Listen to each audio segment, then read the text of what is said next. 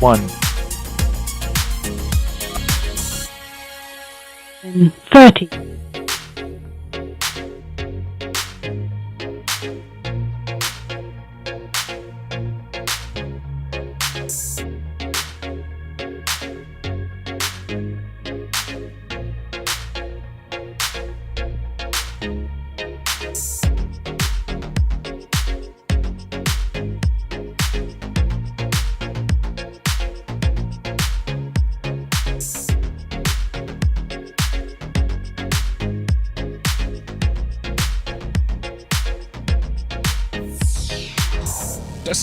Testing.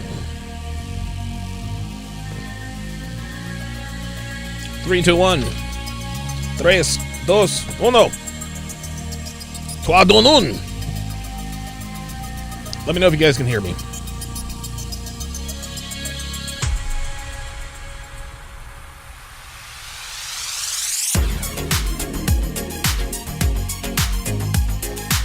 Yep. Nope. Finish him.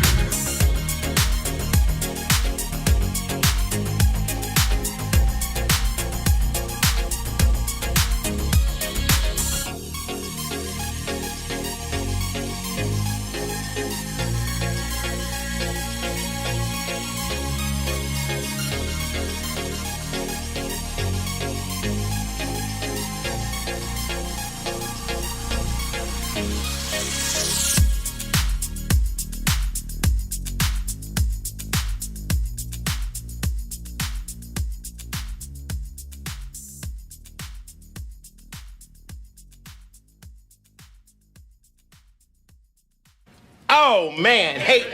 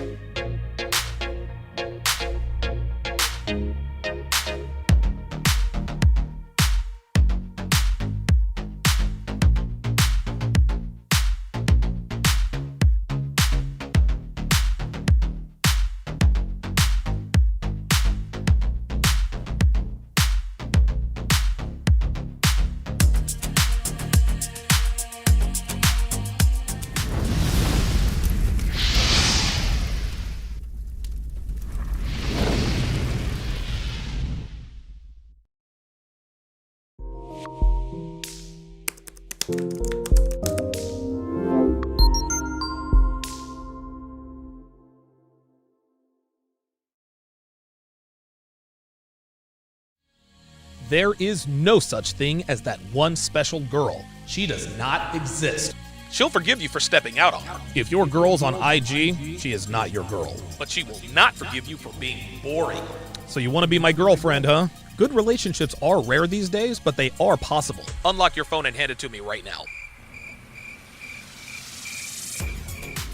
What's up, guys? It's your man, Donovan Sharp, and welcome to the 790th edition of TSR Live, your daily dose of toxic masculinity.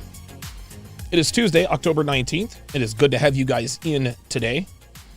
As always, we are streaming live simultaneously to Facebook, mgtow.tv, manosphere.tv, YouTube, Twitch, and of course, in crystal clear, high-resolution 4K to Sharp stream. So however you're watching, wherever you're watching from, thank you for making the Sharp Reality Live a part of your daily routine. Shout out to the snipers on the Sharp stream side: Jerry Raven, Geeky Anomaly, Hellfong, Apollo 137, RPAP Slapduck, Mark Johnson, and of course the lovely and talented Dev. On the YouTube side, shout out to my sharpshooters who are in the house: Dr. B84. Thought he was double dipping. I guess not. Nabil Khan, King Life is in the house. Chris Johnson, Jerry Raven double dipping. Josh Mays, William Osborne in the house. Appreciate you guys joining me today. Look, we're not going to waste any time. I was going to break down an article on Bull.com before I got started with this Kevin Samuels video, but I'm going to table that for another day. Let's just go ahead and get right to it. So Kevin Samuels had a live stream last night, and he asked the question, is it over for modern women? In other words, is it too late for black women? Is it over for sisters? Now, I'm going to be opening up the phone lines a little bit later on to get you guys' opinions. But for now, let's just go ahead and get started and jump right into the video. Here we go. How are you? Next, Aaliyah, you're up next. Good. How old are you? I'm 37. All right. What do you got for me on the topic?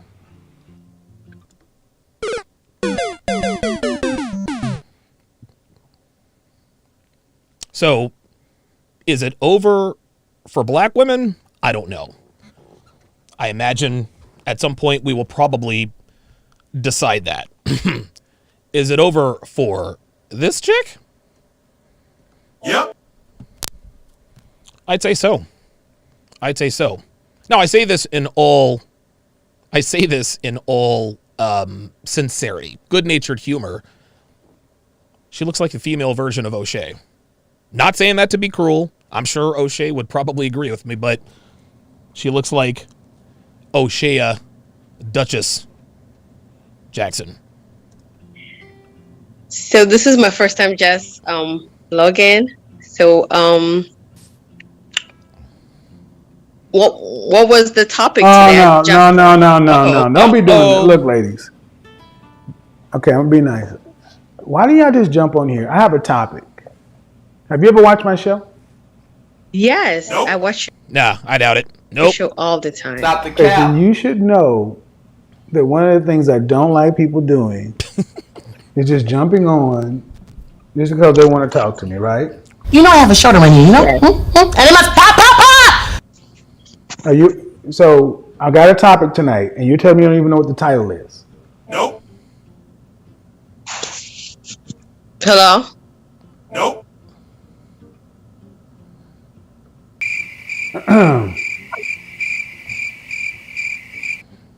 See, that's the type of bitch that just wanted to get on, like making an appearance on Kevin Samuel's show. That's akin to like being on TV. Like, dude, honestly, I don't know how television ratings work, but my guess is that Kevin probably gets more live viewers on his Monday, Wednesday, and Friday live streams than a lot of television shows get viewers. I'm not saying, I'm just saying uncomfortable truth on the YouTube side says they don't listen and just want attention. Yeah, that seems to be the size of it. Typical modern women. Modern woman. Oh, see, now listen. Oh, my God. Now listen to me. Getting the tenses all jacked up. Typical modern woman. Typical modern woman. I don't want to be confused for confidence creator. But yeah, O'Shea Duchess Jackson it's over for her. I mean, it's over. Hello? Ah, this is my girl right here. Buckle up, people. Here we go. Hi, How are you? I'm great. How are you? You know, it's funny. When women like this make an appearance on Kevin's show, they always feign femininity, right? Hi, how are you? Right. I remember Kevin did a show a while back, 5 fake feminine traits. And I can't remember what they were, but I think this might have been one of them. Now, you will notice that she seems very feminine now. Pardon me. But as the interview goes on, you will see that she becomes less feminine, which is par for the course for today's modern women. I am well. How old are you? Did you guys hear that? Let's rewind that. Let's listen one more time. Hello? Hi, How are you? I'm great. How are you? I am well. How old are you? Oh, no. Oh, no. So my free ebook, 16 Ways to Immediately Disqualify Her for a Long-Term Relationship, which you can get at donovansharp.com/newsletter. I need to add a number 17. I need to add a number 17. And if you don't know what it is yet, I will let you know because we're going to hear it throughout this interview. 39. Uh-oh. Strike one. 39 years old. It's not looking good. It's not looking good. It's looking about as good as Tony, who stood trial for eating the booty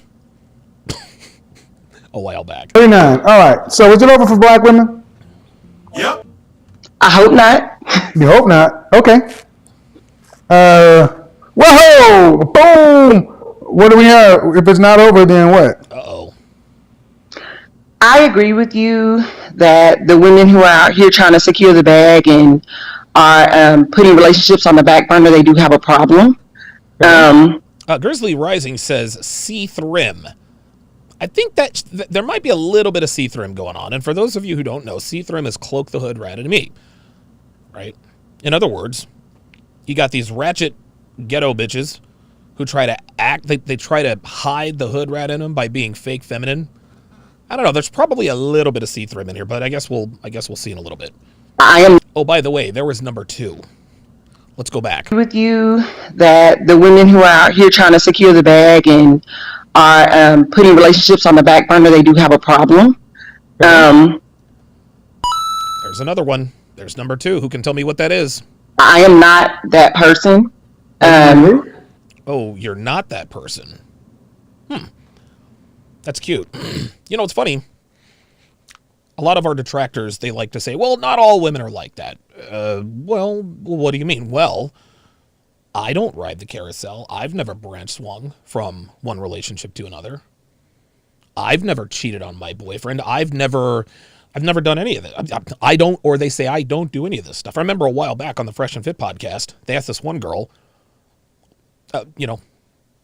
do you date around? She's like, well, no, I don't date. They're like, you don't even hook up? She's like, no, I don't have sex. Stop the cap. Okay. Just because you say you don't have sex doesn't make you a virgin. And then, of course, she then lied to everybody and said, well, yes, I'm a virgin. And we all knew that was cap. Right. So what this woman would have us believe is that she's not like most modern women. She's not like most black women. She's not prioritizing her career over relationship. That might be true. However, that does not mean that you didn't do it before, and it won't mean that you won't do it again at some point in the not too distant future.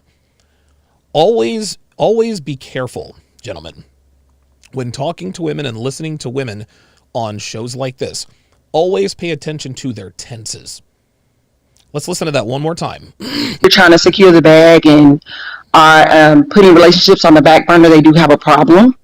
I am not that person. I am not that person. That doesn't mean you didn't used to be, and that doesn't mean you won't be. Never, ever, ever let a woman tell you what she is. I mean, you know what? I, Donovan Sharp, am celibate. I'm celibate. Really? You, like, how long have you been celibate? I don't know, 24 hours? Always listen to what women say. Pay attention to the tense. Pay attention to the tense. I am divorced. Uh-oh. Strike 2. So she's 39 and divorced. Oh boy, it's not looking good. It's not looking good at all. I am an attorney. All right. That's it. That's it. I mean, unless she got an extra life in the form of maybe a boob job, maybe an elite female physique, she's done. She's out. She's out. And guess what, y'all? Her race has nothing to do with this. Nothing to do with this. She's 39. She's divorced. And she's an attorney.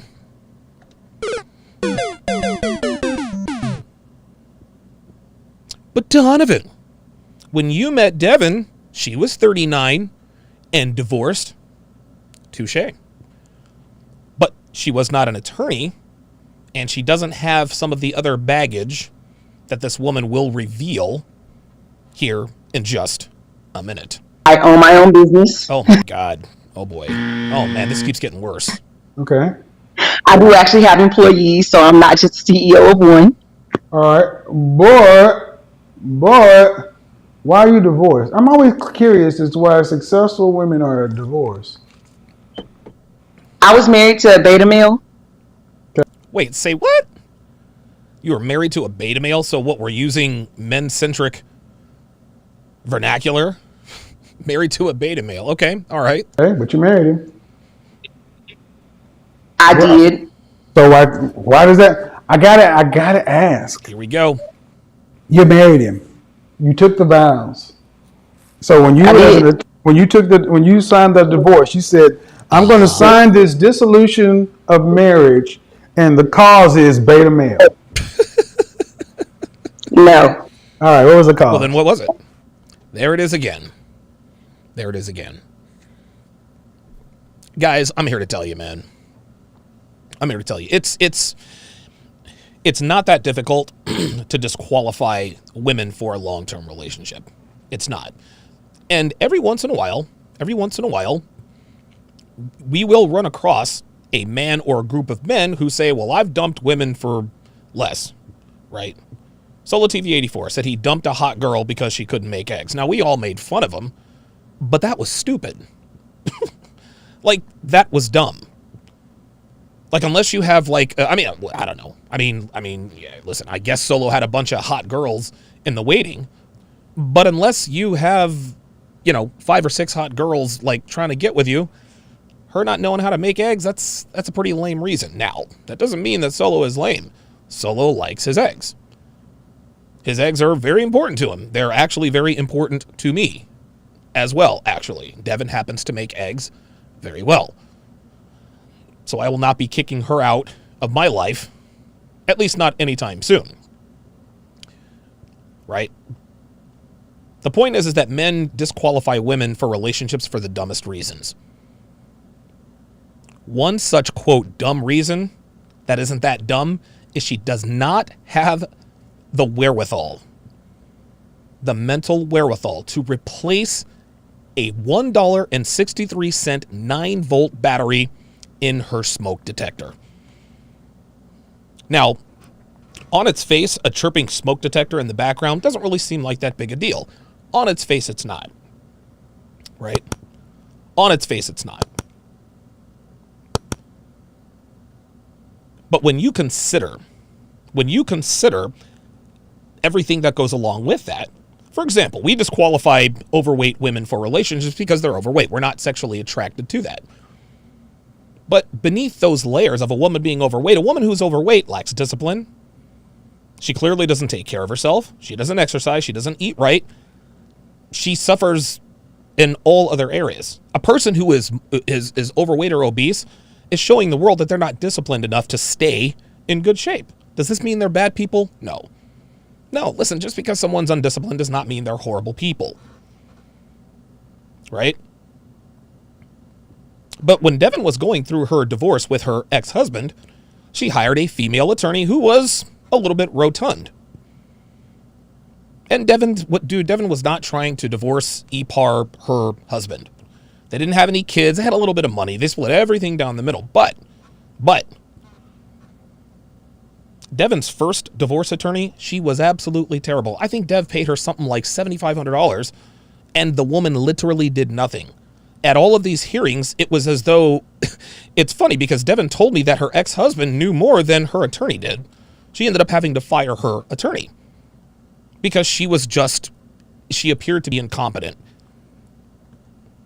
Right now, listen, the State Bar of Nevada obviously recognized her as a competent attorney, but the fact that she was lazy, didn't get anything done, well, of course, she was overweight, and being overweight spills into other avenues and aspects of your life. If you are overweight, chances are you're probably not disciplined in other areas. God only knows how she got through law school.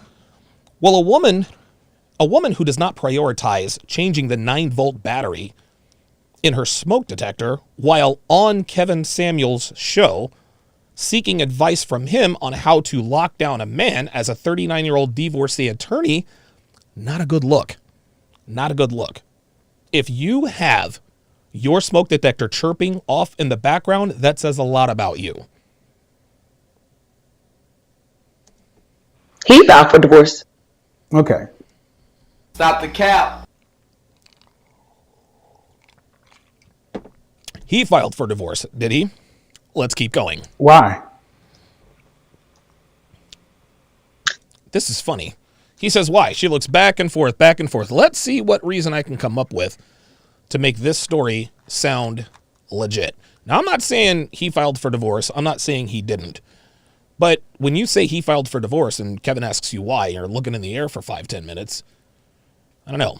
He said I was too controlling. Okay. No, an attorney too controlling? I can't believe it. Are you? Yep. I don't think so. Sweetheart, he didn't ask you if you think so. He asked you if you were controlling. Donovan, are you a maniac? I don't think so. No, it doesn't matter what I think. It matters what the people around me think. Donovan, are you high value? Yes. Doesn't matter what I think. Matters what the people around me think. This is what women love to do. When asked a question, they can never, ever, ever admit fault. They can never admit fault. Ever. RPAP on the Sharpstream side says, I've never met anyone willing to say something unflattering about themselves. Yes, namely black women. Shit, women in general. Hell, let's not put it on black women. Women don't want to say unflattering things about themselves. Right? He filed for divorce. Well, Kevin asked her, why? Well, because he said I was controlling. Are you controlling? I don't think so. Wrong answer. Doesn't matter what you think. Matters what he thinks. So your beta male husband who you provided for left the money. Yes. People do that. See, Kevin senses some bullshit here. He did.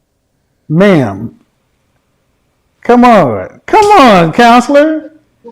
Come on. Your husband said you were controlling and you said you don't think so. Then why would he leave? Unbelievable. She must have been really, really bad. She must have been really bad. If I'm being honest, Kevin, Yeah, the man that Yes, please be honest, sweetheart. Like, that's what we're all here for. We're here for the truth. I married, Uh-huh. I'm going to be honest. I'm going to be transparent. The man that I married is not the same man that I divorced. Okay, that doesn't tell us anything, sweetheart. That doesn't tell us anything. My ex-wife Darcy will tell you the same thing. The man that I married is not the same man that I divorced. Like, I need more than that. Okay. And there's another beep. What does that mean? When we got married, he was a lot larger. What? At some point during the marriage, he decided to go on this journey. It had nothing, no fire, no energy, no nothing. Like, what are we doing? It did, Kevin. He lost weight? He lost a lot of weight and started getting a lot of extra attention that he wasn't used to. Uh-huh. And what'd you do about it? Nothing. She didn't do anything about it. I didn't do anything. There it is. See that? See that? She didn't love her husband enough to try to fight for him. If your husband loses a bunch of weight and you see that women are starting to give him attention, if you still want to be with and love your husband, you make sure that he doesn't have the capacity to entertain other women. In other words, keep his balls drained. Wear sexy lingerie. Be more feminine. I know that's hard for especially black women. I know that's hard for black women to wrap their minds around. But you look at your screen, like, what is, like, honestly, like, femininity is, I mean, honestly, look at her facial expression. Look at her facial expression.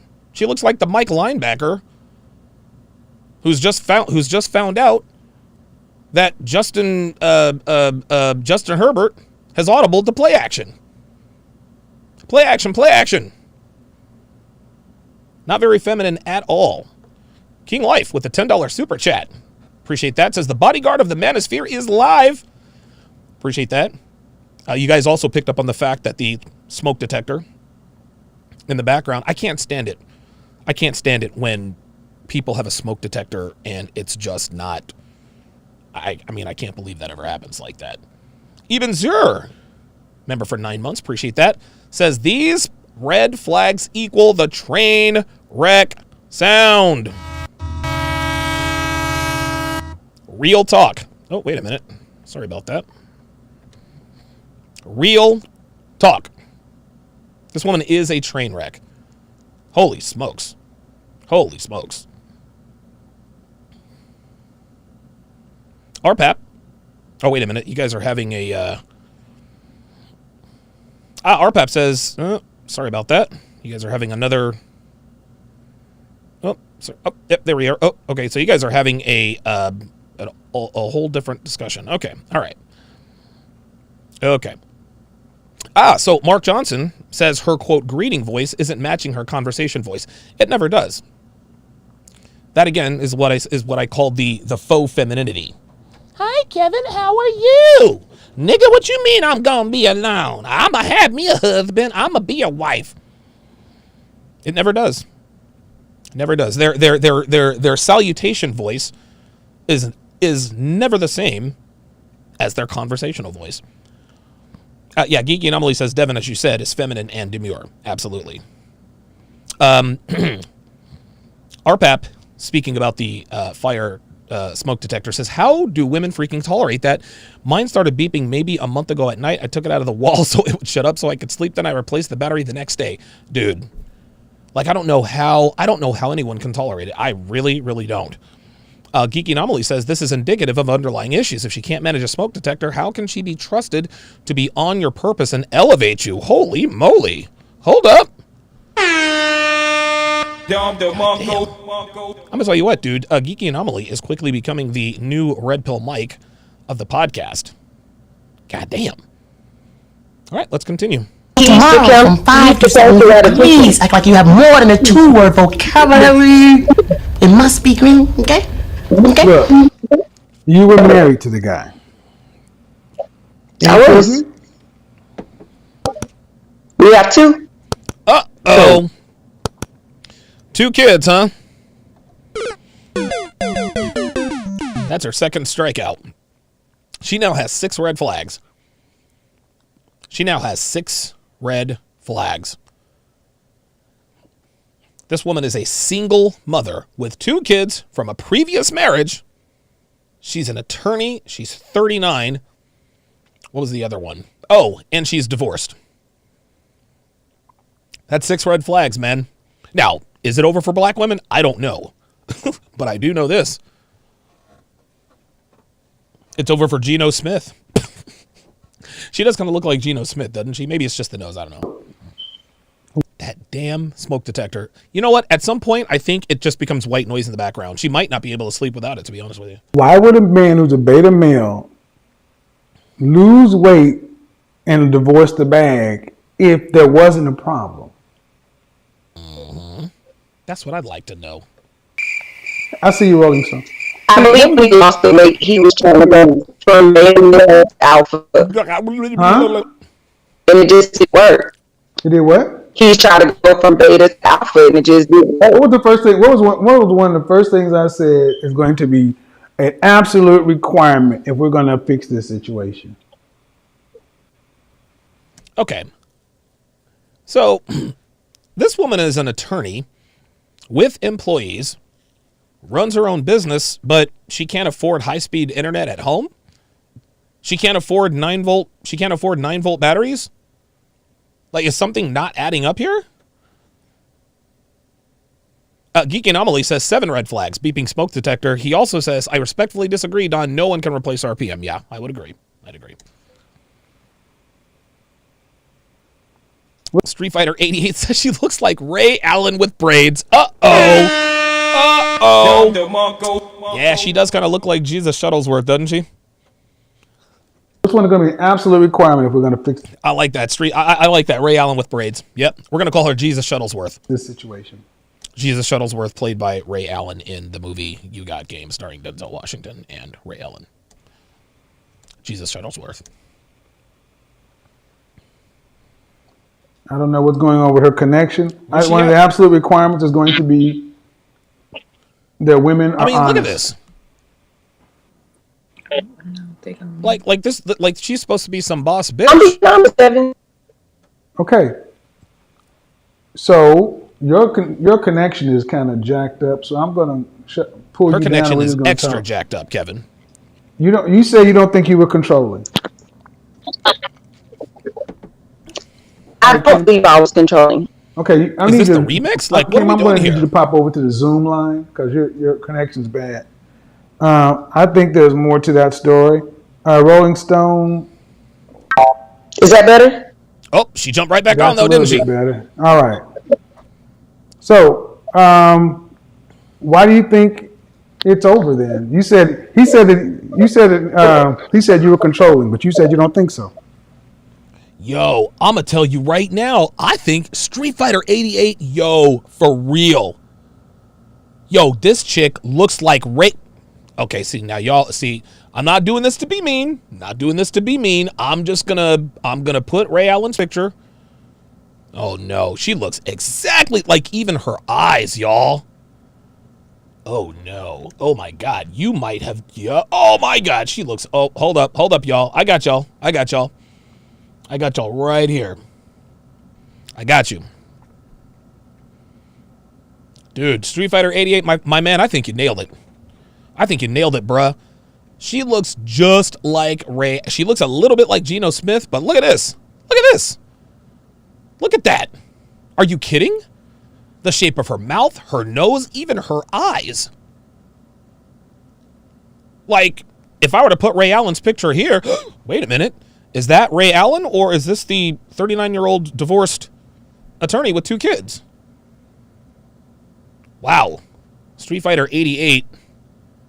Man, you nailed it. She looks just like Ray Allen. Holy God. Big Brandon is in the house. TSR Security checking in. Appreciate you, bruh. Let's continue.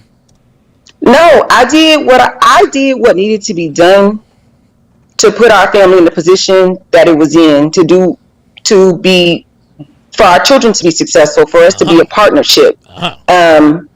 He was a very impressionable man. So whoever he was with and whatever they were doing, that's what he was doing. So if he was with people who were drinking a lot, he drank a lot. When he started to get around people who, Well, I mean, like who did she marry? A teenager? Like, what? Like, honestly, what kind of man? Like, what kind of man are you marrying who is so impressionable that he always does what people around him are doing? That doesn't sound like a man at all, actually. went to the gym a lot, he went to the gym a lot. Uh-oh. Is he remarried? No. Okay. Go ahead. So he ended up with friends who, Like, on the real, if I'm double teamed in the paint, I'm kicking it out to this chick. Like, real talk. Like, if I'm double teamed in the paint, oh, I'm gonna kick it right out to her. She's gonna hit that all day long. were married, because before he didn't really have any friends. It was just us. So then once he, So she married a beta male who didn't. She married an impressionable man who she described as a beta male who didn't have any friends. I wonder how old this dude was. I mean, did she marry like an 18-year-old boy? Because that's kind of what this sounds like. It doesn't sound like she married a man at all. ended up with friends that were married, those friends had wives that worked 9 to 5s. The friends worked 9 to 5s. The friends probably made more money than their wives. Their wives came home every day, picked up the kids, cooked every day. That wasn't our lifestyle. And this is why you're divorced. That's one of many reasons your husband divorced you. You were controlling. You obviously made more than him, and especially with black women believe this is really where sisters really take themselves out of the market for high value men. They believe that if they make even close to the amount of money you do, that you do not have any authority over them. Nigga, I make more than you, or I make as much as you, or I make XYZ. You can't tell me shit. You're right. I can't tell you shit, but I can tell you get the fuck out my house. Right? Like, money doesn't mean, especially for a woman, money doesn't, for a woman, just because you make money does not mean that you are exempt from following an authoritarian figure. Like, that's just the way of it. And I listen, guys, you know, I've said this for years. I've said this for years. I mentioned this back in episode, 85. The more money, the more status, the more influence a woman acquires, the further she shrinks her pool of potential suitors. You see, the only man that this woman feels like she can date, or that can date, and it has nothing to do with her. It's the biological hard drive. Women simply will not date down. They will not marry down. And when they do, they have zero respect for their husbands. None. No respect. Of course he divorced you. He lost weight. He's getting attention from other women. He's looking at his homeboys' wives, coming home, picking up the kids, making them, making everybody, being wives. No, you got to be the bad bitch with the big law firm and be the attorney and being the the breadwinner. That's why your man left you, sweetheart, because you are not a wife. That's why. His No, ma'am, you wanted a wife. I didn't want a wife. Yeah, you did. Yes, you did. Look at her. You see that smile right there? That smile right there is her admitting with her face that she knows Kevin is right. She knows Kevin's right.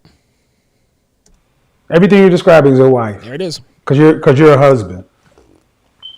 But I did cook, Kevin, and I did pick up the kids. Stop the cap. No, you didn't. How the fuck did you have time to cook and pick up the kids if you're running a law firm? I swear to God, man. I swear to God. Women think that just because they say something, that it automatically means it's true. Well, I said it, so it must be true. Nope, not exactly. Nope. Something's not adding up.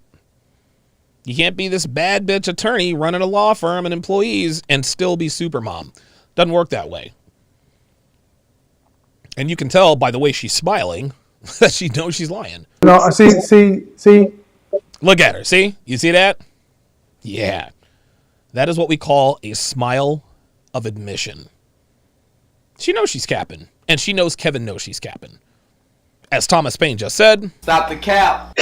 Have you been watching this show since the beginning? Uh-oh. I have not, but I have been watching it for the last couple of months. Uh-oh. Have you watched this show today from the start? Uh-oh.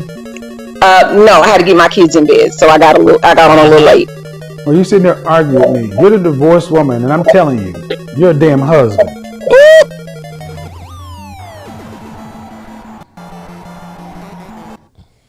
He just told her straight up, you're a damn husband. That's it. He knocked her out. Look at her. You see how she's looking up? She's like, yeah. You can argue and be right, but you're going to be wrong. Everything you're talking about is a husband. Yep. I did this. I swear to God, she looks just like Ray Allen. Like, I'm not even trying to be funny. Like, she looks just like Ray Allen, man. I swear to God. I'll bet you, listen. She might be an attorney, but how much you want to bet her 3-point percentage is like 45%? NBA range. Am I wrong? Am I wrong, fellas? Am I wrong? Devin, put it on the poll, Devin. Put it on the poll. What is this woman's 3-point percentage? What is this woman's 3-point percentage? Is it over 50% or under 50%? Devin, put it on the poll. If this woman were to get out on the NBA 3 in transition, what's her field goal? What's her 3-point percentage? Is it over 50%? You know what? Actually, let's do this. Is it over 40% or is it under 40%? I think it's over. I think it's over 40%. I think this chick shoots about 46% from 3-point range. Real talk. For our family. I did this for our family. He was impressionable. You married a beta male. No, you married a woman and you're a man. Let's see. So, Slapduck says she does look a little bit like Sugar Ray Leonard. I don't know. I can't see that. To me, she looks like Ray Allen. Like she's a dead ringer. Colonel Sanders the 16th says 65%. Oh, okay. All right. Okay. I'm not a man, Kevin. I'm sorry. Say what? She said, I'm not a man, Kevin. It's my pointer. Where did it go? Now it's not going to have the same effect as I wanted it to have. I'm not a man, Kevin. I don't know. Hold up.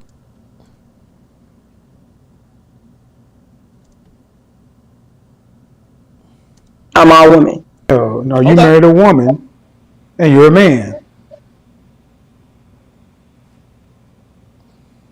I'm not a man, Kevin. I'm all women.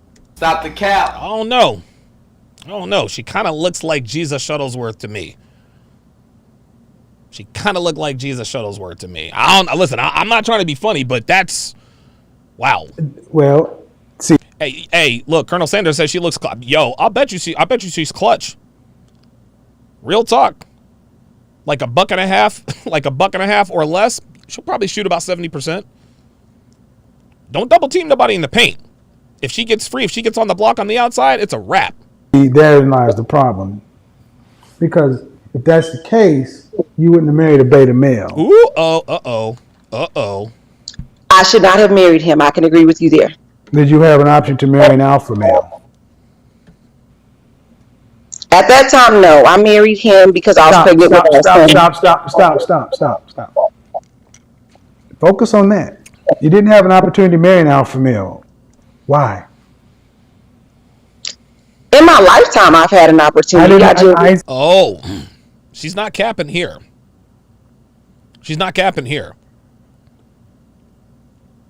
She absolutely is not capping here. She says, in my life, I had an opportunity to marry the alpha male. And this, gentlemen, is the quandary, the quagmire of today's modern women. I had the opportunity to marry an alpha male. Yeah, I'm sure you did when you were 20, 21, 22 years old. But because modern women believe that high-value men are always going to want them, I got time. I'm good. I'm solid. There'll be others, right? I'm sure someone at law school probably wanted to marry her. Maybe. Thomas Payne says Rajon Rondo is still pissed off. Yo, Rajon Rondo feels some type of way about this chick. So, guys, they always pass up the alphas. They always pass up their best opportunities. This is funny. Modern women, especially modern women in their 30s, where have all the good men gone? I can't believe men are not approaching me. Baby girl, you had plenty of chances when you were young, hot, and fertile. This is black women, white girls, Hispanics, Asians, all of them. You have men throwing themselves at you, offering you the world. Listen, I'll take care of you. You'll never want for anything. No, I'm okay. I have time. All right. Okay. Then when you're 39, divorced with 2 kids, now as a single mother and an attorney, you actually have the gall to sit here and say privately, well, I've had opportunities to marry an alpha male. What, are we supposed to give you a fucking cookie for that? What the fuck didn't you marry these guys for then? What was the problem? Tends to happen is a lot of women say they want to do things differently, want help but it's hard for women to admit fault. Double H says, or Lisa Leslie. Lisa Leslie looks good. That's the best looking 6'4" chick I've ever seen. They really don't want to admit fault. No, they never do. So they will change the narrative, change whatever. Ma'am, anybody who's listening, any man or right-minded woman who's listening heard a man in you talking about your husband as a wife would be spoken about. Yes, sir. A woman who's a all woman would have an alpha male or a provider male interested, but you didn't have those interested. See? And what happened when she did, Kevin? You gotta, do you not see that logic? I hear you. Uh-huh. Okay. What's hard to hear? This is funny. She knows Kevin is right. She's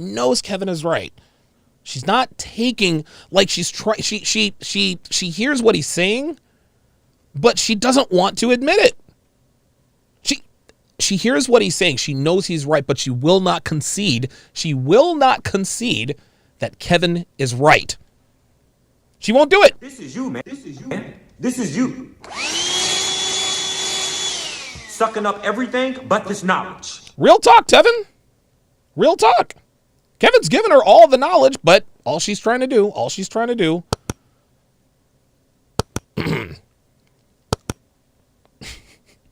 is find an argument. That's all that is. Now, she does have one accomplishment under her belt. She does have one accomplishment under her belt of note. She hit the single most important shot in Miami Heat history in Game 6 of the 2013 NBA Finals. Let me stop. Let me stop, man. Let me stop. Hear about that.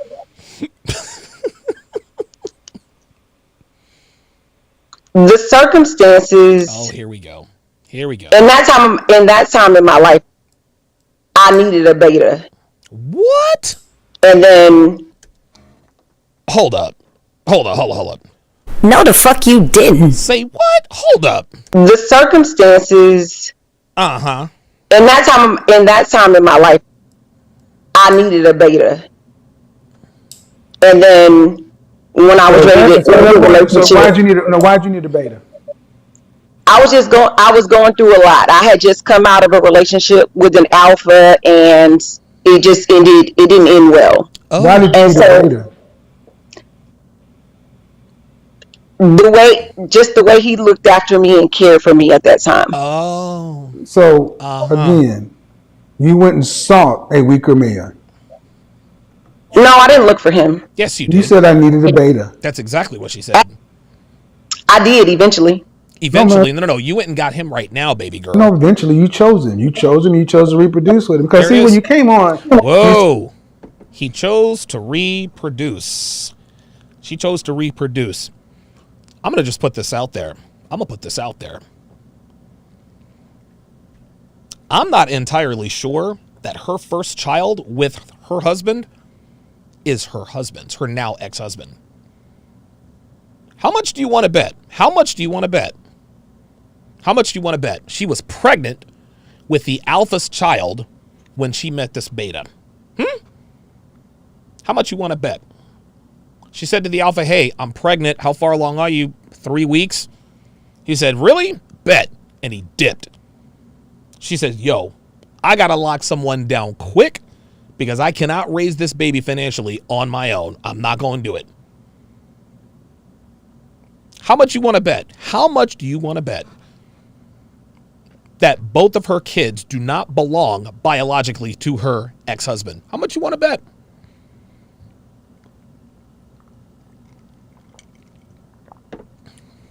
Those are the circumstances. Under which she needed a beta. She says, oh shit, I'm pregnant with this nigga's kid. I gotta find somebody quick so I don't end up a single mother. I'm telling you what, man, these women are trifling out here. saying he needs all these things, but you chose a man who's a beta male by your definition. And you said at that point in time, I needed him because you had an alpha before that. See The that? bottom line is, it's funny to me that, have you ever sat down and had any counseling? I'm sorry? Have you had any therapy? Yes. Okay. If your husband says you were controlling, you were controlling. See, we don't get to tell people how they experience. No, you don't.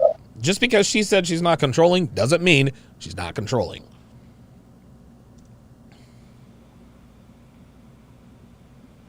That's one of the hard things about relationships. If somebody says something, you got to at least listen to it.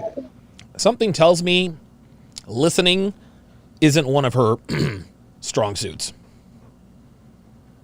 Something tells me listening isn't something she does very well. Just put it, I mean, listen, for all I know, she could be the world's greatest ear. Somehow I doubt that, very seriously. And if you're an attorney and have employees, you're used to being in charge. That's right. I am. Yeah, but can you ever have somebody tell you to shut up and sit down? That's what I want when I get home. I get tired of being in charge all day. Now that's real. That's real. What you just said right there, she's like, yo, I get tired of being in charge all day. Being in charge is not the natural state of a woman. It's just not. She's in charge of, probably men and women all day long. She wants to come home. She wants her hair pulled, her ass smacked and smashed hard. That's what she wants and needs. The problem is when women like this come home, they have a very hard time leaving that persona at the office. Right? And the longer they're in that environment, the quicker the last vestiges of femininity sort of take hold. Before you know it, you're 39 years old, you got 2 kids, and you're on here arguing with Kevin Samuels about why your husband really left you. You see, this is a teaching moment here. This is actually a teaching moment for both men and women. And I want you guys to listen very, very closely. Very, very closely. Because I have always, always said, men and women are better together, guys. I'm never going to be the guy who said, listen, I'm never going to be the guy who tells men to just give up on relationships with women altogether.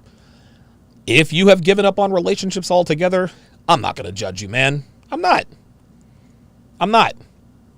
Today's women are freakishly impossible to deal with. They have unrealistic expectations. They're entitled.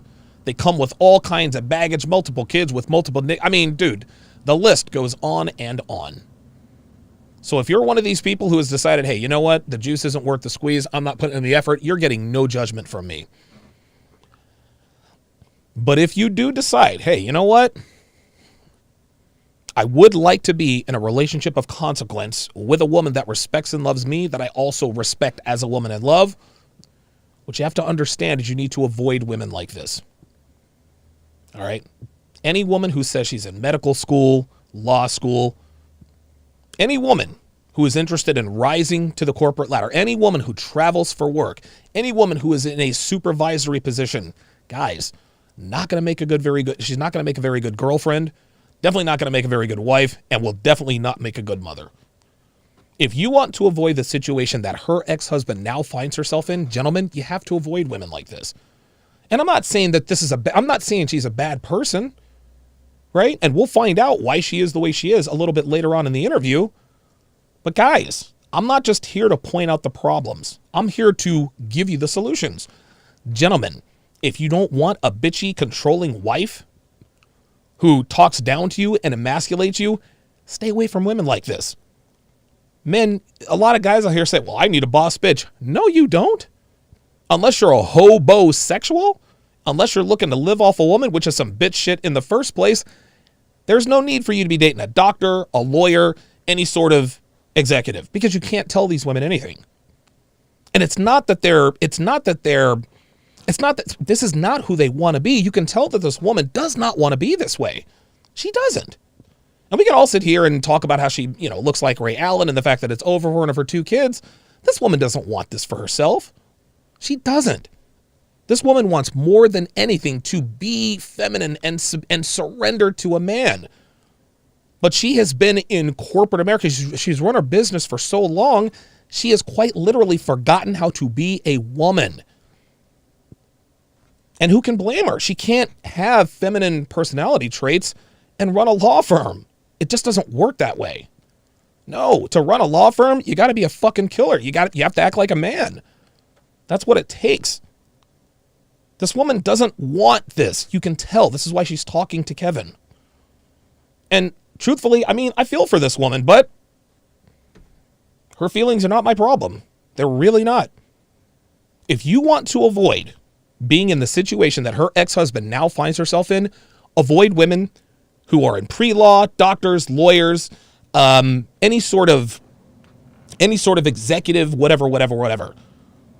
And no, ladies, this doesn't mean that I'm advising men to stay away from women who have power and influence. It has nothing to do with not being able to handle a woman like that. No. The problem with dating and committing to people to women like this is that they, at some point, they cross the line of demarcation and they're unable to turn on the switch. They can't turn off the switch. To do what she does, you got to act like a man. You have to be masculine. You have to be demanding. You have to be cutthroat. That's not the way. That's not the state of a woman. If you want yourself a bad bitch, hey, listen, man, go ahead. but it costs to be the boss. And what you're going to have to understand is that women like this, if they make a certain amount of money, they don't respect your authority. They won't. Why does my woman respect me? Because you make $50,000 a year and she makes $150,000. That's why. No, this does not make you weak. This makes you a man. And if you want a woman, if you want a submissive, feminine woman, you must absolutely avoid women who are in these influential positions. You have to. It's through no fault of their own. I mean, and honestly, listen, if we're being honest, hey, good for her. Like really. This woman has her own business. She has her own law firm at 39 years old. She has employees. Hey, man, that's nothing to sneeze at. Because I'm gonna tell you what, there are a lot of ancient niggas around in this country won't accomplish half of what this woman does. Won't accomplish it. But everything comes with a price. And unfortunately for this woman, she didn't realize what the price was. If she knew then what she knew now, I guarantee you her life would probably be different right now. She wouldn't have gone to law school. She probably would have stayed her ass at home and waited and kept her ass in shape and waited for a man to come and choose her. She clearly wasn't told this. She was told, "Hey, go earn, get your degree, become a lawyer, get your own business, blah blah blah blah blah." And you all have men lined up around the block. Newsflash: this ain't a Tyler Perry movie. You know what I'm saying? Like, Medea's not walking through that door. It's just not going to happen. Michael Jai White is not waiting for you. It just doesn't work this way. This woman does not want this for herself. So men, the solution here is to avoid women like this. You can use them for bedroom fun, but don't commit to anything. But don't commit to these women. Ladies, if you're watching, if you want to avoid this woman's situation, if you want to avoid this woman's situation, if you don't want to be 39 years old, single mother, 2 kids, divorced, your dating prospects are all going to be garbage. Stop trying to be a boss bitch. Stop trying to be a boss bitch. You cannot be a boss bitch and have a high value man. It doesn't work that way. It doesn't work that way.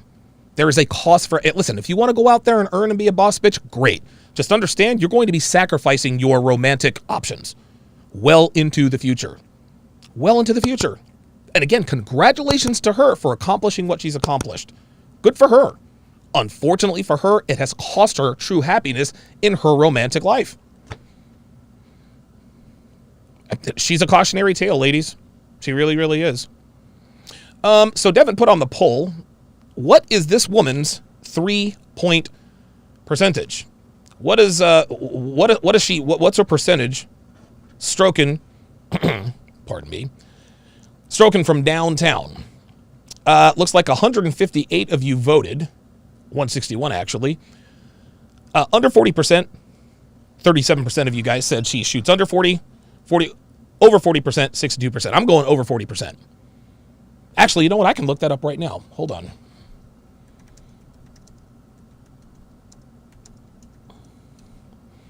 Ray Allen's career 3-point percentage, he is right at 40%, so everybody was wrong. Right at 400%. I had no idea. I remember Kyle Korver of the 2013, or the 2015 Atlanta Hawks. Kyle Korver shot 52% from 3-point land. That was when Atlanta was the number 1 overall seed, but, you know.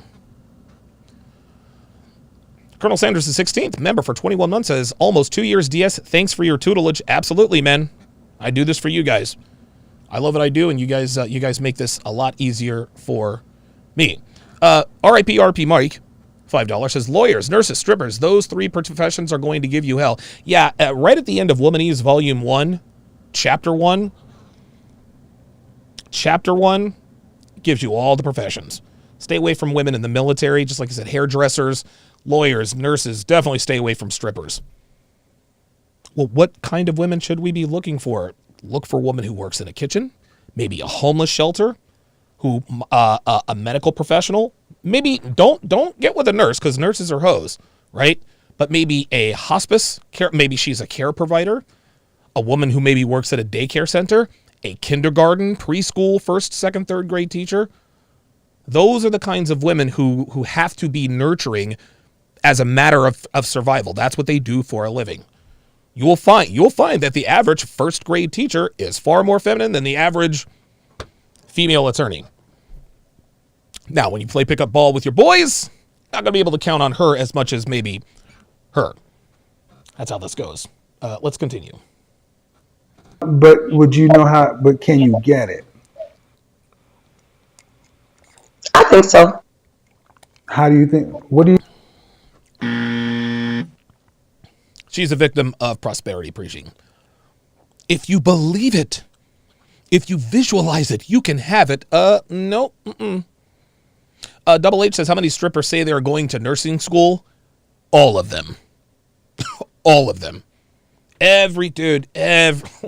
Dude, don't get me started. Yeah, actually, let me re-answer that. How many strippers say they're going to nursing school? Yes. That's how many. I think the number one thing is that would be able to draw that kind of thing to you. Femininity. I don't know how to draw that thing to me. There it is, guys. There it is. She has no idea how to draw a masculine man toward me. She has no idea. No idea. Look at her. She really is clueless. You want to know why she's clueless? Because she's 39. She runs her own business. She's a lawyer. She owns a law firm. That's why. How can we expect her to know how to be feminine if she's an attorney? You can't be feminine as an attorney. You can't. And that's my question. Femininity. There you go. God damn, that fucking... Look at her. It's like she's finding... Holy shit. Look at how long... Watch this. I don't know how to draw that thing to me. Now, watch how long she sits there and looks at the screen. Watch. And that's my question. Femininity. Look at this. The opposite of what you do. Dude, her mind... Look at this. Her mind is blown. She's like, holy fucking shit. Are you... Wait, what? Look at her face. She's like, femininity. Wait a minute. Like I've heard the word before, but I didn't know it was a real thing. Look how shocked she is. Her mind is blown. And of course, as an attorney, she can't really show that, right? Your entire life is structured for masculinity. There it is. So if it's structured for masculinity, Dude, she hasn't not said surprising anything you in draw a 12 feminine seconds. man to you. Okay, so Ma'am, this is a bigger topic though. But go ahead. So what do you suggest? In my history, I was raised by my mother. Oh boy. My father. Hold up. Go ahead. So what do you suggest? In my history, I was raised by my mother. My father was not present. So, okay. So she raised. What I suggest for what? Oh boy. Raised by her mother, her father was absent. And you know what? That's a shame because that's not her fault. That's not her fault. It is not her fault that her mother chose to procreate with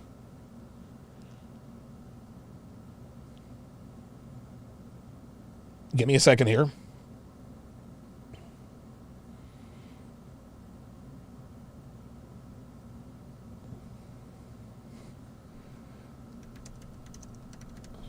It is not her fault. It is not her fault that her mother decided to procreate with Walter Ray Allen Sr. Walter Ray Allen Sr. By the way, fun fact, guys. Ray Allen's first name is Walter. Walter Ray Allen. Ken Griffey Jr.'s name is not Ken Griffey Jr. His name is George Ken Griffey Jr., Dale Earnhardt Jr.'s name is not Dale Earnhardt. His name is Ralph Dale Earnhardt Jr., as was his father, Ralph Dale Earnhardt Sr. That's just a little bit of sports nerdism from me. But all jokes aside, guys, all jokes aside, the fact that she was raised by her mother and had an absentee father, that's not on her. That's not on her. This is another sad example of a woman who came from a broken home, and she's just repeating the cycle, man. This is just repeating the cycle. So what's the solution here? Oops. The condom fell off here, guys. Sorry about that. We don't want to be going up in a raw, do we? The solution here for men is you need to quiz a woman on her family. What's your relationship like with your parents? What's your relationship like with your father? Was he strict? Was he laid back? If a woman that you are thinking about dating has no relationship with her father, I mean, you can smash her. Yep. Right? You can have some fun with her like that. But a woman who was raised without a father that's it.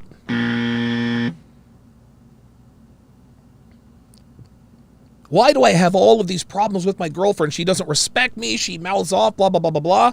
Well, your first mistake was that you didn't ask her about her father growing up.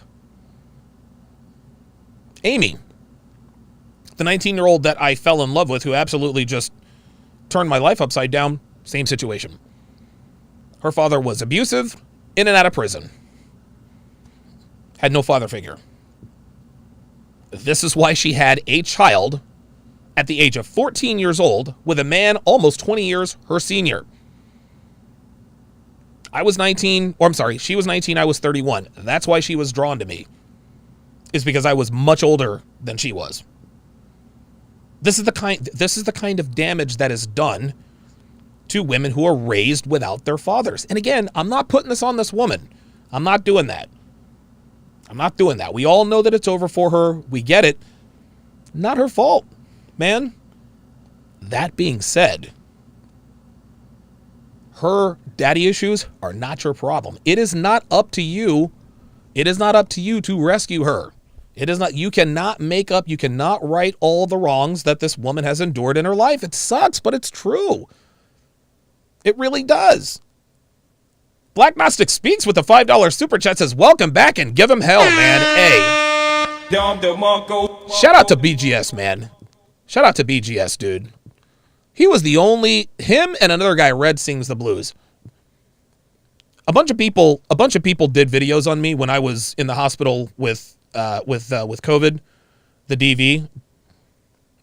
And just about every video was basically just me kicking me while I'm down.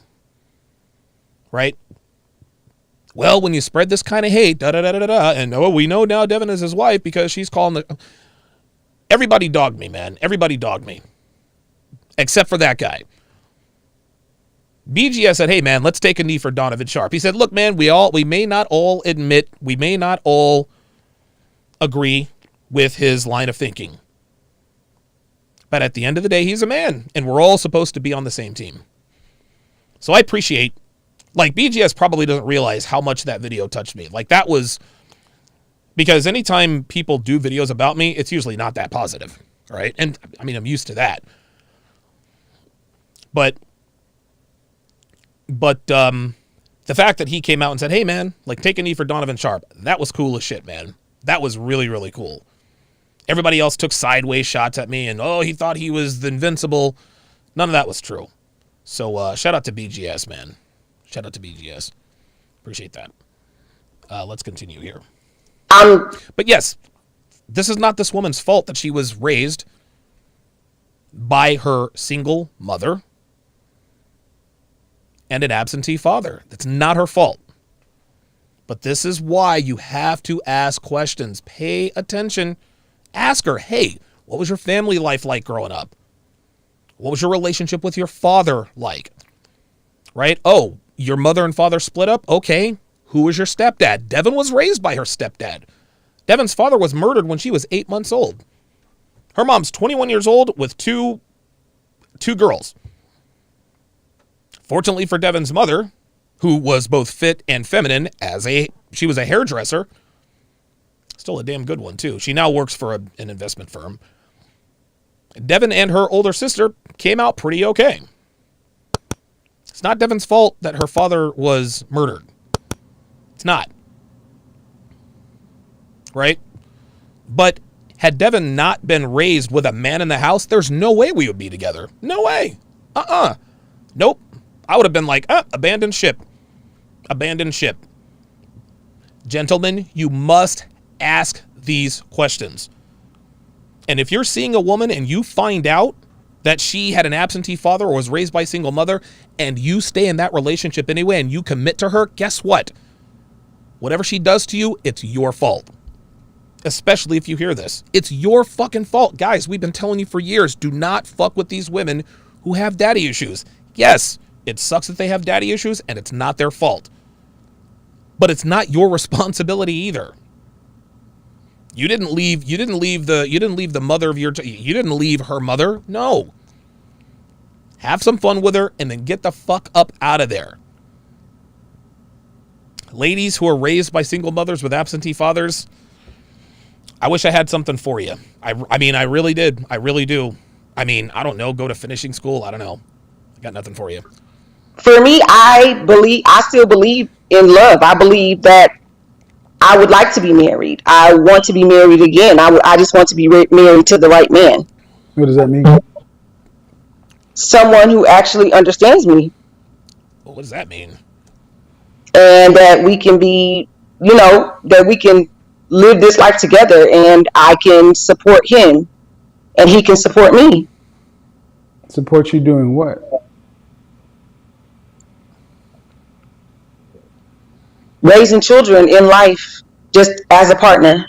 RPAP on the Sharpstream side says, so this woman likely experienced that young. Now she is older, remembers getting that attention, but it likely waned, and she thinks it waned because she was married and her partner's coworkers associates knew that. She doesn't want to think their interest waned because her looks went down and she has kids. Bingo. Bingo. Geeky Anomaly says, bang 3 nurses, 1 echo tech, 1 manager, and 1 administrator where I used to work. Yeah. Okay. So you want to be married? You want any more children? I want. Oh no! Do you want to have any one more child? I would like a child with my husband. Oh my God! This 39-year-old woman wants a child with her husband. Vegeta, what is her level of delusion? It's over 9,000! Like, what are we doing? You're 39 years old. See, now this is on her. She's got to know that as far as childbearing goes, she's geriatric. She's geriatric. Like, you have to think of your childbearing years like you would as a female tennis player, right? From 18 to 28, you're solid. As soon as you get into your 30s. So you're looking for a stepfather? Oh. Well, he would have to be a stepfather. Yes, I have 2 children. Right. Oop. Where we at? Look how entitled she looks here. A child with my husband. So you're looking for a stepfather? Well, he would have to be a stepfather. Yes, I have 2 children. Right. I have 2 children.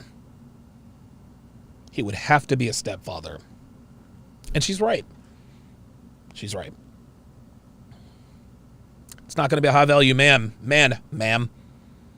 High-value men ain't trying to be stepdads out here in these streets. They're just not.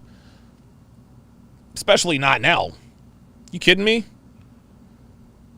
Right. Fine. But looking for a stepfather. You want to be married. And what kind of law do you practice? Immigration.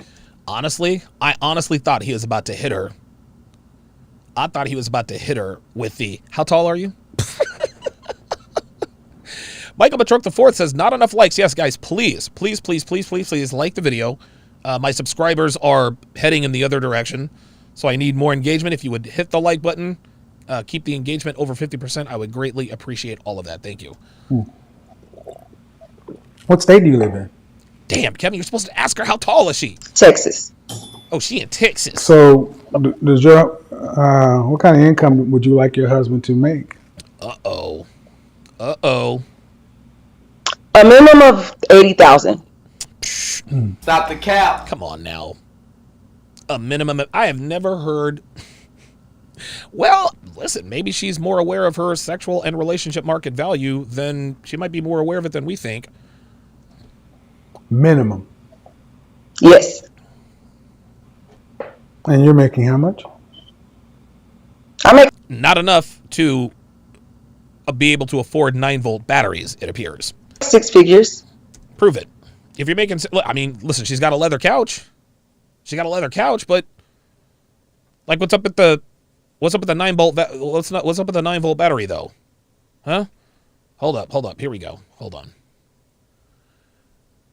There we go. All right. See, now I can. Okay. Right. Let's see if this 9-volt battery. Let's see if this 9-volt battery can stop the chirping sound. That could be 100,000 to less than $1 million. It's relevant. See, it's so funny. You can always tell by their facial expressions when he just nails him. He's like, it's relevant, and she wants to disagree, but she can't. She can't. Look at her. Look at her face. Watch when he says this. Watch this. This is funny as shit. I make 6 figures. That could be 100,000 to less than $1 million. Yeah, Lorenzo Rock says 80K is a lot. 80,000 is a lot in Texas. Oh, yes, it is. 80,000 is a lot in Texas. No state taxes, y'all. Texas is probably one of the best kept secrets in terms of quality of life. It was for Devin and I. We were thinking we had it down to 2 states, Texas or Nevada. We chose Nevada, but it was not an easy decision. It's relevant. Watch, look. She's like, "Oh, you got me, you motherfucker! You saw that?" I make over $200,000. Woo! So you want to be the majority breadwinner? Oh, I don't mind. sweetheart, you're going to have to be, because any man making over $200,000 a year doesn't want a woman who's 39 with 2 kids making 200 stacks a year. Not going to happen. And she might know that, which is why she lowered the minimum to $80,000 a year. Guys, I mean, I'm not trying to attack this woman's character. I'm not, but it's over for her. It's over. And I think she knows it. I think she knows it's over. And I think she's maybe talking to Kevin because she wants him to tell her, no, it's not over. No, you don't have to buy a dog and die alone, but I don't see this happening any other way, man. I don't necessarily want to, but I don't mind. So I asked you, what kind of income do you want your husband to make? You said at least 80. You want 80,000 minimum. So I turn around and ask you, do you want to be the majority breadwinner? See, you got to be honest. Yep. The thing is I think she has to be the majority breadwinner. Kevin, she doesn't want to be. At least, I mean, I don't know. Maybe she does want to be the majority breadwinner. But how can I put this? This is not going to add up economically. Okay? Men in Texas who make north of $200,000 a year are not checking for 39-year-olds who are just divorced with 2 kids making $200,000 a year. They're not checking for broads like this. And I think she knows that. That's why she says, all right, well, I'm just going to lower my standards, which is what she's going to have to do. And $80,000 a year? So, Kevin, I am being honest. I've heard you on the show Do you before. want to be the And do you want to be the breadwinner, or do you want a man who earns more than you? ideally, I don't want to be the breadwinner, but I'm not going to skip over average men. Bingo. There it is. See? This woman isn't stupid. She's an attorney. She's an immigration attorney, which is, well, that makes sense in Texas, I suppose. Right? Like, she understands that. She says, look, ideally, I don't want to be the breadwinner, but I can't overlook average men anymore. Translation: I understand my depleted sexual market value is not enough to afford me access to the men that I want. So in order to not be alone, I gotta lower my standards. There it is. It sounds like she's being realistic to me.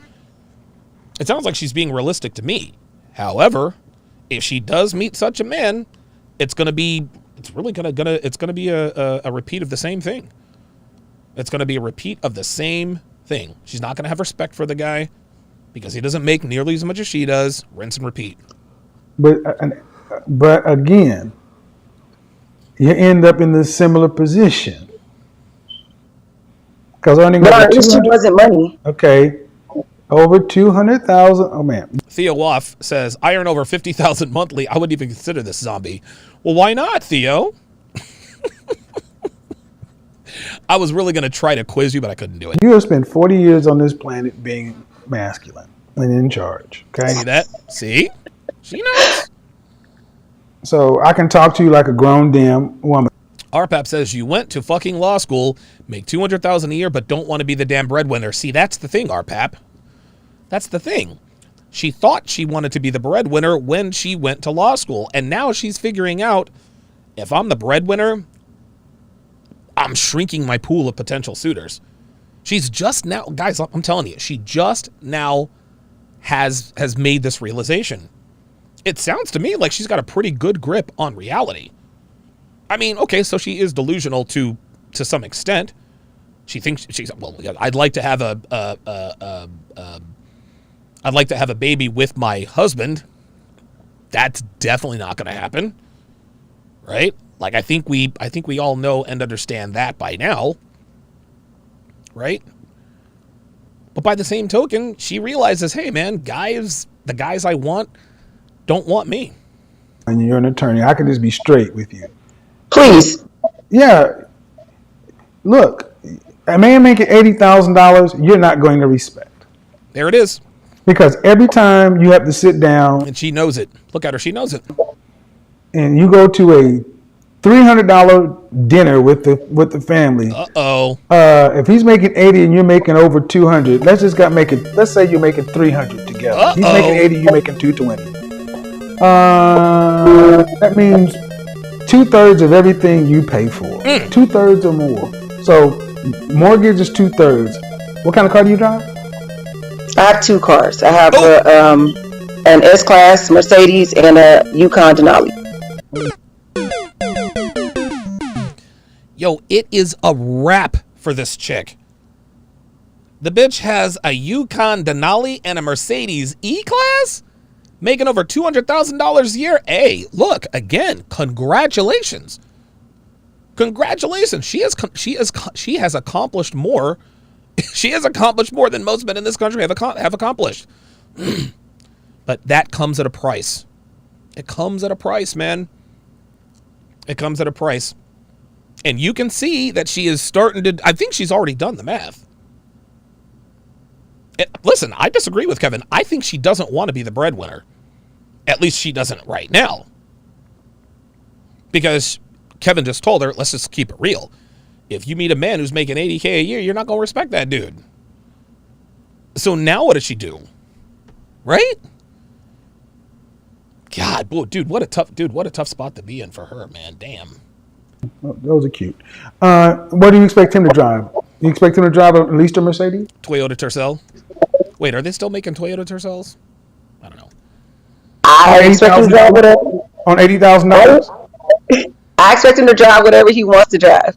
So are you going to? I'm going to ask a practical question. You got two cars. You got an S-Class and you got a Denali and an S-Class. So your $80,000 husband could come in and upgrade from his $80,000 car, which is a nice car. He could go in and get an S-Class. Yeah, you can get an S-Class. Making $80K, you can get an S-Class. E-Class, that's another story. If that's what he wants to drive. Do you see? At this point in time, she is willing to take whatever she can get, guys. She's willing, at this point in time, she's willing to take her mindset now, hey, whatever. Listen, if he makes around $80,000 a year and if he drives an old beat-up pickup truck, I'll take it. Because it's better than being alone. I'm trying to tell you, man. I'm trying to tell you. She has resolved in her mind, hey, I will take what I can get. I think that's what's happening here. Okay. I mean, or she could, make a run at the Big 3 league. Well, the reason I'm asking these questions, you ladies need to honestly think what you're asking. Double H says she is going to have to retool her thinking and attitude in order to even be able to hold on to a man now. Yep. There you go. There you go. I think she realizes that now. $80,000 is almost twice as much as the average black man makes. That's still in the top 15% of men. But A man's making $80,000 is not living at your lifestyle Nope. level. Okay. And even though and this is funny, even though right now she'll think, I'll take whatever I can get. I don't care. Like, look, as long as he's just be a warm body. But again, at some point in the relationship, she's never going to fully respect a man who doesn't make more than she does. She wants to. You can tell this woman wants more than anything to be able to do this. But guys, and I want you to really, really listen to this, because ladies, you guys need to hear this. You guys need to hear this. Any young woman watching this right now who thinks she wants to rise up the corporate ladder and be a boss bitch, listen to what I'm about to tell you. If you don't want to be in the position that this woman is in right now, if you don't want to be in the position this woman is in right now, can the corporate ladder? Dude, don't go to law school. Don't go to medical school. No, focus on getting your ass into shape to attract a high value man. Because here's what's going to happen. You cannot have it both ways. You can't have it both ways. Your biology, ladies, will simply not allow you to respect and love a man who makes less than you. It can't be done. No matter how much you want to be able to do it, you can't. You can meet the greatest guy in the world. He is perfect in every way. If he makes less than you do, something is going to be missing. Why don't I respect him? Because he's not the breadwinner. No matter how much and I know women God, I wish I could somehow flip a switch. And be sexually attracted to and respect men who don't make as much as I do. Can't do it. Because doing that, a woman wishing that she could respect a man who makes less than she does within the context of a heterosexual relationship, that's the same as asking men to be sexually attracted to overweight women. Can't be done. You ladies see where I'm coming from now? You can't be attracted to a man who makes less than you any more than we can be attracted to women who are overweight. Can't be done. You would like to be able to, because you don't have any other options. I'm sure there are a lot of guys who don't have any options who would like to be sexually attracted to overweight women. They just are not. Okay. He's not. So, for relationships to work well, the man needs to be in the financial provider position. So, could you scale your life back to an 80? Oh, are you watching Confidence Creator? Kevin just said what I said. Is that leading with your wallet? Is that tricking? Dumbass. $1,000 lifestyle. Could you scale your life and your children's life down to a life that he can provide? Nope. The answer is no, and she knows it.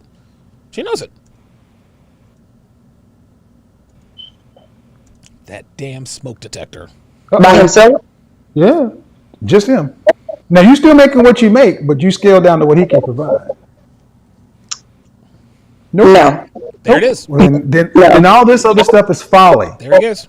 Because he would be your wife. Yep. He would be coming into the house that you can afford as an attorney, not that he can afford as an $80,000 guy. Yep.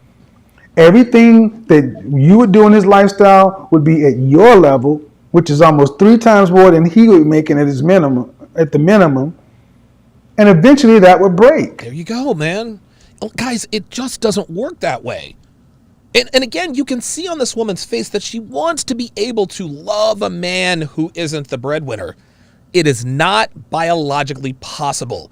It is not in a woman's firmware. It cannot be done. You can't hypnotize a woman and make her love and respect a man who isn't the breadwinner. You can't hypnotize a man and make us lust after fat chicks. Neither can be done. Women who make the kind of money you make don't live the kind of life an $80,000 a year guy does. I've said this for years, man. Do you get? So what do I do? So, and the other issue is, if you wanted a man making more, he's going to want a woman that's automatically set up differently. She's more feminine. So you're in a tough position. Yes. RPAP says, interesting difference between the sexes here. This is on the Sharp Stream side. Says, I think a lot of men could be extremely happy if they had a salary of $200,000 and were alone. While this woman looks like she'll be miserable with all her money and possessions, but she'll be alone.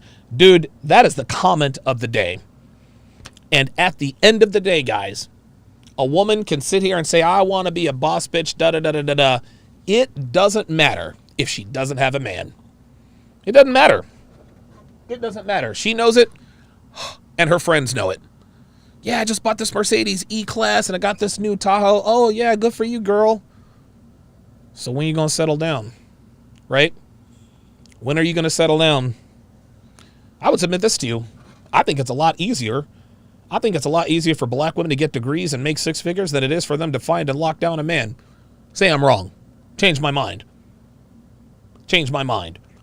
Now, I'm not going to sit here and say that what she does for a living is easy. I'm not going to say that going to law school and getting a bar license from the state of Texas is easy. Far from it. And again, I will congratulate her for her success. And that's real. That's not being facetious. That's real. But finding and locking down a man appears to be a lot harder than being a boss bitch. And being a boss bitch is hard.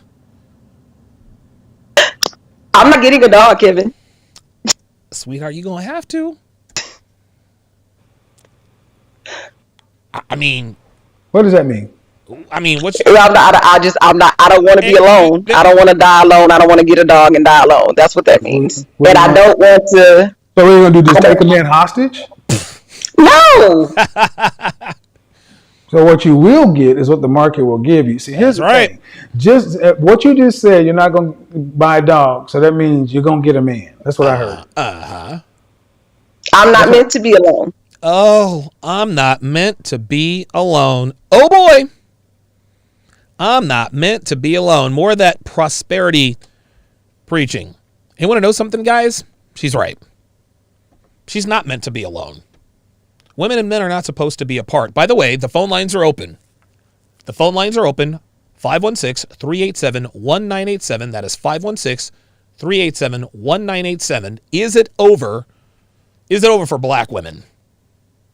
Let's just go ahead and keep it a stack. Is it over for black women? That is the topic. I don't want you guys calling in about anything else. I don't want you guys calling it. Listen, I don't mind doing consultations over the phone, but today I want you guys. I want the answer. Is it over? Is it over for black women? That's what I want to know. Oh, but that's what I think I heard you. I think that's what I heard. Is that what you were saying? Yeah, that I will be married. I will have a man. Yes. Okay. So if she doesn't believe that. She doesn't believe that. She's hoping she gets married, right? She's hoping she finds a man. Hoping.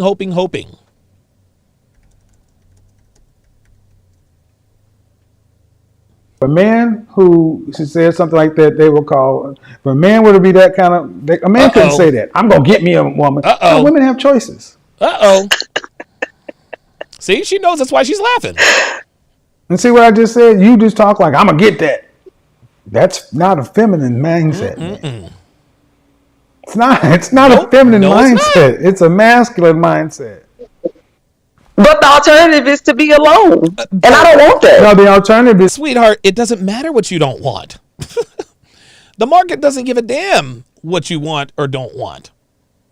The market dictates what you're going to have. That's what's going to happen. The market will dictate that, not you. The market will definitely dictate that. Listen, and she's right. She's right. It's not meant for women. It's not meant for women to be alone. But guess what? The current circumstances, it looks like that's probably the way it's going to end for her. The alternative is to tap into your feminine and live there. See, I think it's funny that you find the only things are to either get a bigger penis or die alone. I think it's funny but that's how your mind is set up. Masculine. It's either I get what I want or nothing. It's masculine. And see, my thing, I think this is a good call because if you want a man, I guess I'm confused because either you get a man, either you have a man, or you don't. Yes. Either you have a man or you don't. That's exactly the point. That's exactly the point. Just because you say, well, I'm going to get me a man, does not mean you're going to get a man. Right? Yeah, but it's the kind of man. The kind of man that you had before, he divorced you, but you didn't think too highly of him. There you go. See, she's starting to get frustrated. Hello? She's getting sharp angles. I'm here. The man that you had before, he divorced you. Hello? Yeah, I'm here. So she's That's having a why I little told bit you of to get trouble in with on the her Zoom connection. Call, man. There we go. Back There, in. he got her back. Hi, Kevin. Hey. So why do you think he was running around? Uh-oh, here we go. Here we go. Honestly, I know. Listen, I can think of one reason why he was running around. He's tired of listening to that damn smoke detector. I believe that in his younger years, he didn't do it. Oh, that's it? So I felt like he was getting all this new attention, and he succumbed to the new attention. He had the new influence with the new friends. It's what he did. It's what he wanted to do. See, So if I sat him down, what do you think he would tell me? See, look, this is funny. She still will not accept. I don't even want to call it fault because, listen, man, listen. I'm not going to sit here and act like her husband or her ex-husband was just this bastion of morality and kindness, because I'm sure he had some shit with him too. You know what I'm saying? We're not going to sit here and act like he was the perfect husband. I'm not the guy who's going to do that. I'm not going to assume, because we weren't there. I don't know because I wasn't there. So I'm not going to make any assumptions. So let's not sit here and make the egregious mistake of thinking, well, it was all her fault, right? I'm not going to do that. But by the same token, women need to start owning up to their responsibility. You want to know why they need to start owning up to this stuff? Because if they do get a second chance, and they very, very, very rarely do, if they do end up getting a second chance, if they can't admit fault, if they can't acknowledge where they fucked up, they're going to make the same mistakes. They're going to make the same mistakes. This was exactly one thing I had to drill into Devin's mind when we first started getting together, when we first started dating. She used to dog out her ex-husband all the time. He did this and he did that. Dude, I stopped that shit. I said, Dev, look, check this out. Check this out. I'm sure he was no choir boy, but let's keep it a stack here. You weren't the perfect wife either. Let's not sit here and act like you were just the perfect wife. Let's not act like you were June Cleaver and he was a bad husband just for no fucking reason. No. Let's not do that. And when she started giving me details about where things went awry, I said, okay, we're correcting that behavior. And she tried to make excuses. Well, it's because of, I don't give a fuck about that. You need to admit where you were wrong. Because you're not going to do to me what you did to him. Nope, not doing that. Fuck that. You're not going to treat me like you treated him. So you need to admit that you fucked up. And it took a while, but eventually she came here. She said, you know what? Okay, all right, Donovan, you're right. You're right. He was a bad husband and I was a bad wife. Okay, now we can start. This woman simply will not acknowledge her role in the demise of their relationship. And this goes for men and women, dude. My marriage to Darcy was terrible. It wasn't all her fault. I was fat, I was unmotivated, and I was whiny. Right? Like, I'm not going to sit here and say that Darcy was the world's worst wife. No, it's a terrible husband. It happens. That doesn't absolve her for what she did, but ladies, look, check this out, man. If you ever want to move forward, if you ever want to, I guess, improve and grow, you're going to have to admit out loud, hey, you know what? You want to know something? You want to know my relationship went into the toilet? It's because I fucked up. My relationship went into the toilet because I fucked up. That's it. I fucked up. No, my boyfriend or husband wasn't the perfect guy. He did his shit. He had some shit with him too. But I'm not going to sit here and pretend like he was the only person who fucked up. We are both equally responsible. We are both equally responsible for the demise of our relationship. The minute you can say that to yourself and a man you're interested, if you say that to a man you're interested, ladies, think about this. Think about this. You're out on a date with a guy, and he's like, hey, so what happened in your last relationship? Well, obviously you don't want to get into too much detail because you barely know the guy, but as you get to know the guy, be like, look, check this out. Man, I wasn't the perfect girlfriend. I wasn't the perfect wife. We both had some shit with us. We were both at fault. Do you realize the kind of respect that a man will give you for actually admitting fault in the demise of a relationship? Like, that is a game changer. Women simply do not do that.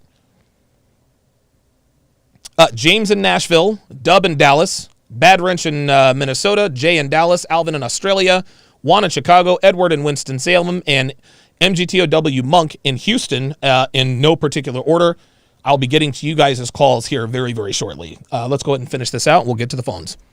He would tell you that I was controlling. Oh, well, there you go. Do you make any room for the fact that maybe, just maybe, and you didn't intend to do this, but because you were the breadwinner, and because, just like I ran down, you probably didn't have as much respect for him as you would want to have for a man. Nope.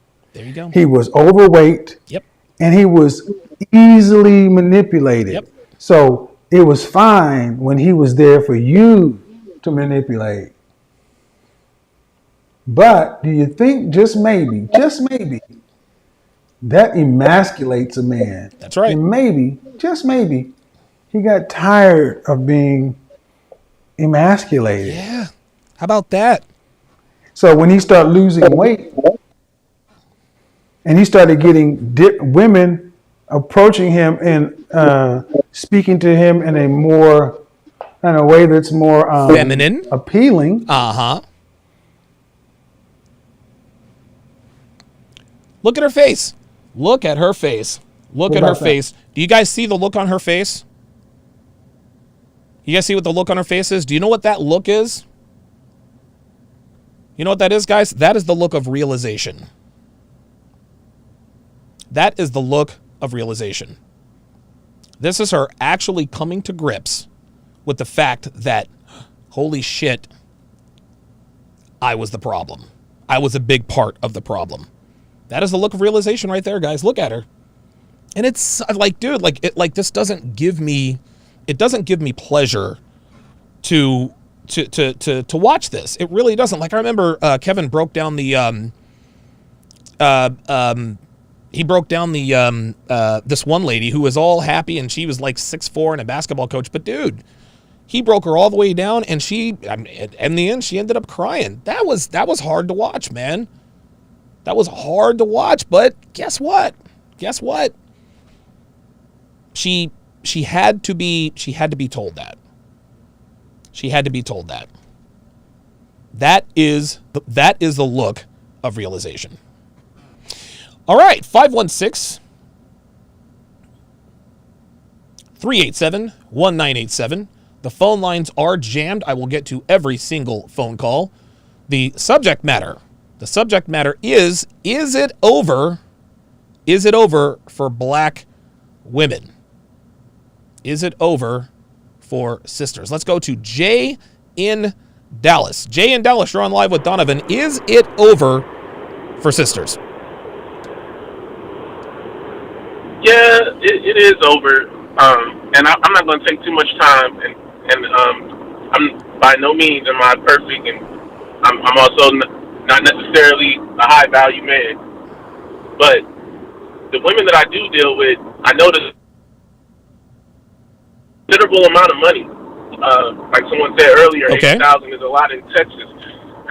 That's where I am. Even so when you're they do make a considerable amount of money, they do things with their money that would never make sense to a man, and they don't respect the man, so they don't even see how their money or their dollar could go further with a an average man who's going to give them more structure and also just makes more sensible use of your money. If you're making more than he is, or if she's making more than he is, then if she doesn't have any respect for him, he has no value, and it's just a conundrum because she could do a lot more with her $200,000, right? If she would allow a man to help her take the lead, right? And that's all I got to say, bro. So you think it's and I just want to add this too. I want to add this too. Yeah, go ahead. I listen to Kevin. I listen to him all the time, but I apply that stuff to myself. I don't even. It's cool and entertaining to watch him break these women down, but everything he says, I try to make sure that I apply it to myself if I'm enjoying the entertainment and it's about people being better people. I think a lot of guys do that, and like you said a few minutes ago, women will not admit when they're wrong.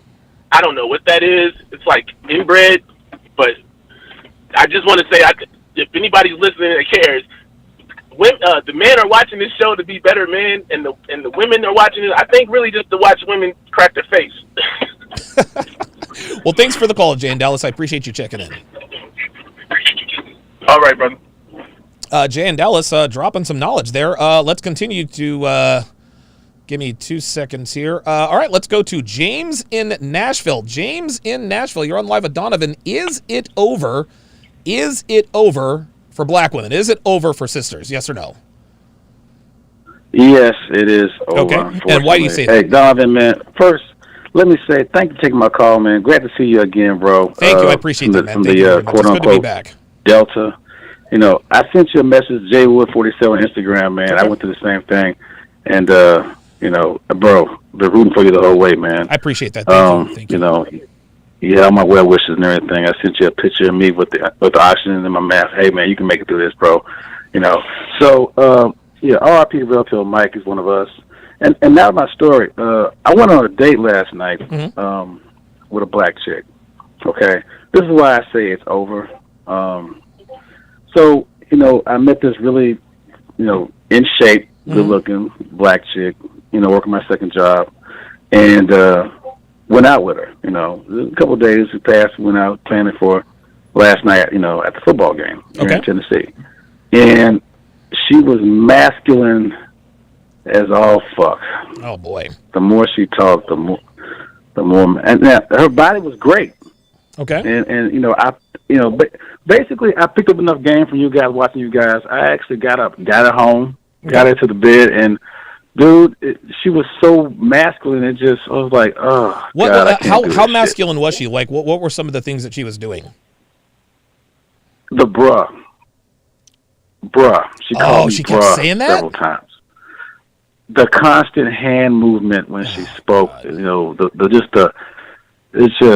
was, you know, the fake hair. Got to her house, you know, she had bundles in the sink. No, stop it, James. Stop it. Dude, no, man, she had bundles, bro. And you know, it was an easy win. It was an easy lay. But, you know, the sad part was it got to just a bad point in the night where I was like, you know, I'm just gonna go. And I don't want to blame it on you guys. I watched too much red pill content, but the masculinity was a turnoff, and that's the sad part. It's like at a point I was like, what's gonna happen after this? This bitch gonna like key my car? Is she gonna do something stupid? Yep. You know, if I just smash and dash? Yep. I'm like, you know what? It's been a good night, lady. Hey, I gotta go. You know, and she's like, what? And dude. Big discipline, man. Shout out to Minister Japp and you guys, man. Hey, I went home. 2 o'clock in the morning, I got back home. It's over. If I'm turning them down, and I'm not making 100,000. I'm not a high value guy. If I'm turning them down, okay, a guy making 6 figures is not gonna put up that shit. No, of course all right, not. He's not gonna go through with it. So you know, I mean, it's over. It really is. I'm saying no. And I'm a guy making $60,000 a year. I'm saying no. Okay, so what hope? All this arrogance they got is stupid. I mean, it's like they can't. Reality should wake you up at a certain point. But it should. It's like they live in fucking Disney World. Real quick before I let you go, James, why do you think women are like this? Why do you think it's over? Like, what's the one thing you would attribute the most to it being over for black women, in your opinion? You know what, man, and you know, I think I'm 43. We're the same age. Yeah. Let me say this. So we're kind of on the same, you know, from the same era. Grew up in the same era and everything. You got a lot of stuff that. So let me say this from experience. I think the downside for black women is if you're able to experience other women. Because I was married. I was married to a black woman. Okay. And you know, I experienced other women. An Asian woman, Latin women, you know, white women, and the contrast is stark. I mean, it's a big difference. So, and then when you come back to that, you're like, oh, this is garbage. Yeah. It's kind of like if you've traveled and you've seen better places, and then you come back to this raggedy place that you're like, oh, this is terrible. I mean, even though you're from there, you've seen better, experienced better. It's kind of like if a guy who's wealthy, if he goes to a very very nice steakhouse, okay, or he goes to Emerald's or he goes to Ruth Chris, and then he loses all his money and he'll go back to the gutter and eats like at a chicken shack with roaches. You're not gonna he's like, this is terrible. You're gonna realize how bad it is, and you're not gonna put up with it. A high value guy has options, and if he's able to experience a better product. He's gonna, even if he wants to come back, the quality is down. Right. And I don't know if they don't respect us. I don't know what the hell that is. But that masculinity, I don't know why it's there.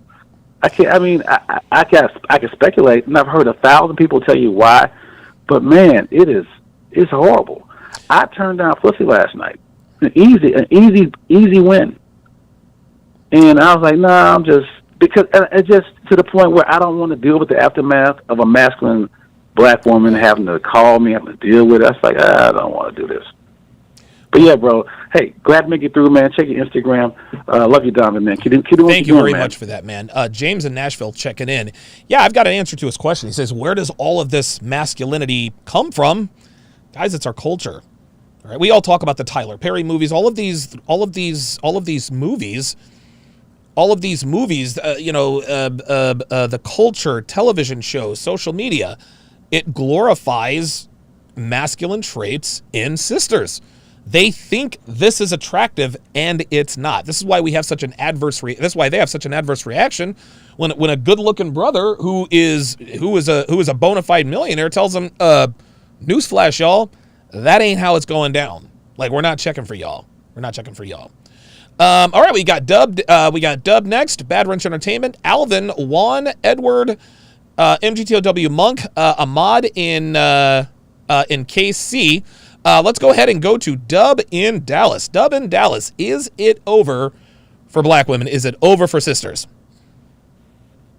Unfortunately, it is, Donovan. Oh. And I mean, you know, and I like to bring up, you know, just things that we can measure.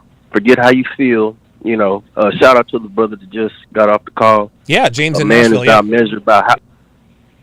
man is not measured by how much pussy he can get, by how much pussy he walk away from. Woo! There it is. That's what's up. And that's exactly what he did, isn't it? But yes, sir. And the thing is, me and him in the same boat. I'm 37, divorced, and I got word of Kevin through you when you were talking about fragrances and dressing. Right. And been following him ever since. And Kevin is never wrong when it comes just from the data. Because as he points out, when the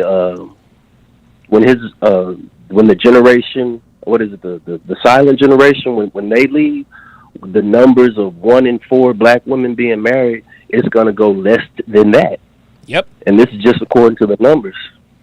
It's no coincidence that all of these shows, Coach Greg Adams, Fresh Fit, etc., Minister Jap, it's no coincidence that all of this is coming out. Yep. Because it is an obvious problem that we have been able to measure while females go about their fields shout out to Rolo. We gonna come with these reels. That's right. That's right. And unfortunately, we know it's this way because of the programming. It's literally the Matrix. Yes. That's why we have these metaphors. But it is what it is. And with me being divorced, being able to experience, I'm here in Dallas, being able to experience and travel, you don't want to, you wish you could go back. Right. But you're not going to go back to the dysfunctional behavior, and they will rather, they'd rather drown or be on fire than to admit Let me that they ask were you wrong. this, Dub. Let me ask you this, and I'll give you the last word on this. Do you think that black women know that it is over for them? And if they do you think they're in denial? Because they seem to have a very adverse reaction to declarations like this. There's no way it can be over. Something tells me that they probably know it might be over, but they tell themselves these things to sleep at night. What say you? They're in delusion. Okay. It's a mix of both, because they know what the problem is, but they always know it'll be somebody, a simp, a beta, to pick them up where they fall. Yep. Whether they're and then they always say, I'm not going to settle, but they're going to have to end up settling, like the lady you just showed on Kevin's show. She knows she's going to have to end up settling for a lesser man. That's right. Because she really doesn't have a choice now. So they're in delusion, but they always know, hey, there's always going to be that dude back in high school. He really liked me. He'll accept, my 2 kids and et cetera, but it'll be a back and forth volley between them because she'll never respect him. or like Kevin has showed, they'll go to compound living. Compound living, get them a female, like what my ex did. I'm like, that to go to a female. I mean, hey, you got to go where you're accepted, right? Hey, it's the way my life has went since following you, bro. You took me through my divorce. I listened to you all the way. Wow. I got joint custody of my kids. I'm not on child support. I'm finna get custody. But now I'm in a house in DeSoto. We were staying in a hotel, Donovan. Kevin, y'all have brought me through. Kevin, you and Kevin are making men better, while women are just like listening, and they're smart ones. They'll cash out, but the rest of them are, the numbers show they're living in delusion. Dub in Dallas, man, thank you very much for checking in, and thanks for that testimony, man. It's always good. This is why I do this, is to hear guys say, hey, you made a difference in my life. So thanks for calling in, man. I appreciate it. Thank you. Keep working, bro. Absolutely, bro. Dub in Dallas checking in, man. Always love hearing from guys like that. Always like to hear success stories. Bad Wrench Entertainment in Minnesota. Is it over for sisters? Unfortunately, it is. Okay, let's hear why. Let's just break it down to real simple things. It comes down to qualifiers and disqualifiers. Okay. Men will look for any reason to qualify a woman to date, but a woman will look for every reason to disqualify that man. Wow. Yep. Very good. I like that. And I think men do need to shift their thought a little bit here, because as we start being the ones to disqualify the bad women, the better the society will be. We can actually weed out some of these bad things that are happening and say, if you want to be the bad chick, cool. You're fun for a night, but I'm not taking you to dinner. Okay. I'm not 90 seconds. And I'm not going to stay and cuddle. Hang on real quick, BWE. Don't worry about the voice prompt. We have much more time than just 90 seconds. If you're on the line, you will get on the show. Go ahead and continue. So to me, that is where we can really kind of disqualify women, is say, you want to act like a boss babe. You want to control. You want to overstep me and my authority as man. We need to disqualify women quickly and early. And don't be afraid to qualify them if they meet your criteria. There you go. There you go. Bad Wrench Entertainment in Minnesota. Thanks for checking in, brother. Appreciate it. Yep. Thanks, Donovan. Absolutely. Yeah, listen, I've said this for years. I have said this for years and years. When men qualify, how can I put this? When men compete for women, women are very, very poorly behaved. Very poorly behaved, as you're seeing now. But when women compete for men, they're on their best behavior. They're on their best behavior. Case in point, The Bachelor and The Bachelorette, right? When all the women are competing for The Bachelor, they're on their best behavior all the time. All the time. But as soon as there is a Bachelorette who has men competing for her, they're fucking just about everybody on the cast and probably even some of the production crew. It's a sight to behold. It really is. It really is. Let's go to Juan in Chicago. Juan in Chicago. You're on live with Donovan. Is it over for black women? Unfortunately, it really is. Okay. Let's hear why.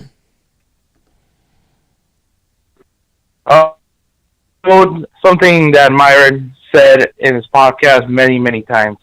Men and women lie, but numbers don't. And I'm going to give you some numbers right now. Let's do it. 1 in 3 black women will not marry. And that is very concerning. Also, with my experiences with dating black women, because I'm Mexican, I like black women for some fucking reason. No problem. No problem. And I found out they have one thing in common. Okay. They do not like authority. Yes. And that's also very problematic. Yeah. Why do you think that is, Juan? Why do you think that is that? I'll let you continue your point. Why do you think black women seem to push back against authority or push back against masculinity? Simple. By the way that we're programmed by feminism. Okay. All right. Yeah. And I like to also mention, I watched Kevin Samuels' show too. A lot of these women have been engaged. Yes. But never married. Yes, that's very, very true. And that's also very, very concerning. Yeah, a woman who Go ahead. No, I was going to say a woman who has been engaged but never married, that is absolutely positively a red flag. Let me ask you one last question here before I let you go here, Juan. So you say it's over for black women. What do you feel could maybe turn the tide for them in our lifetime? Is there a saving grace? Is there an event that could happen that could cause sisters to say, okay, we're doing it all wrong. We need to change our ways? I don't think they're going to do it willingly, but for this is what I think. Okay. If a major war or a religious upbringing were to come, signs. Okay. All right. Very good. So basically, sort of almost like a catastrophic event, correct? Yes. Juan in Chicago, I appreciate you. I appreciate you calling in, man. Thank you. Thank you very much. Absolutely. Juan is 100% right. And the reason why we know Juan is right is because when the beer bug hit, all of a sudden, a lot of women were on their best behavior. They were on their best behavior.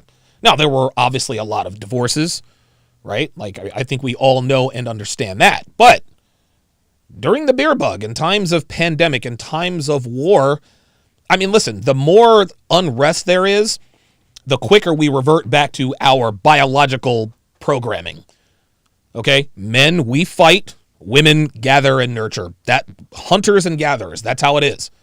That's how it is. The more comfortable a society is, the more... Listen, we're a first world country. Okay? Feminism can only...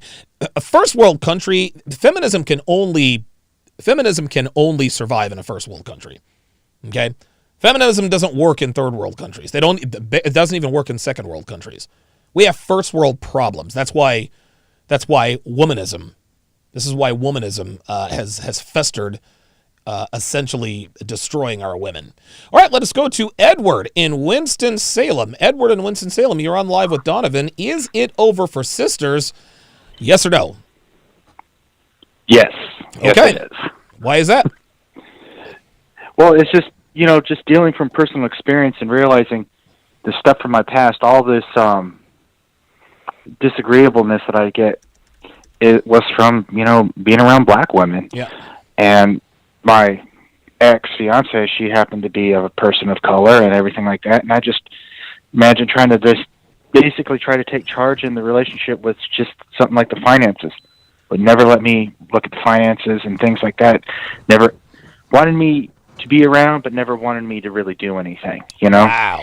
And I'm just, and it's just like, I'm glad you're here, but I don't want you doing anything. And it's just, I realize it's like, it's not all black women, but a lot of the women that I have had disagreements with about relationships and my beliefs were from women of color. And I'm like, holy crap. And they're from my experience, it just seems like these women are more disagreeable than, say, their counterparts. And I think that's why they're going to. I agree. Thanks for the call, Edward in Winston-Salem. Yeah, disagreeableness is just like no one wants to come home. No one wants to come home and fucking fight, man. Like, dude, totally agree. All right, let's go to MGTOW Monk in Houston. MGTOW Monk in Houston, is it over for black women? I'm gonna say yes, sir. Okay, let's hear what you got. Well, it's a saying that goes, you're in a house with a contentious woman. Mm-hmm. You rather be in the attic than in the house with a contentious woman. Yes. So it's like they're all that way now. Yeah. I know we say in the manosphere that not all, but it seems to be all. Yeah. Like 90% or 90%, 95% are like that. Yeah. And it's hard to root out, the ones that are really, down with it for you. You know what I'm saying? It's like they say, trying to find a needle in a needle stack. Right. Right. They're there.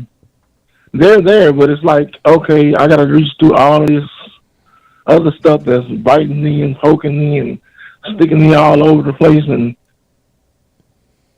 end up with the one lucky one, Right. No, I agree. And I agree with you 100%. I'm like,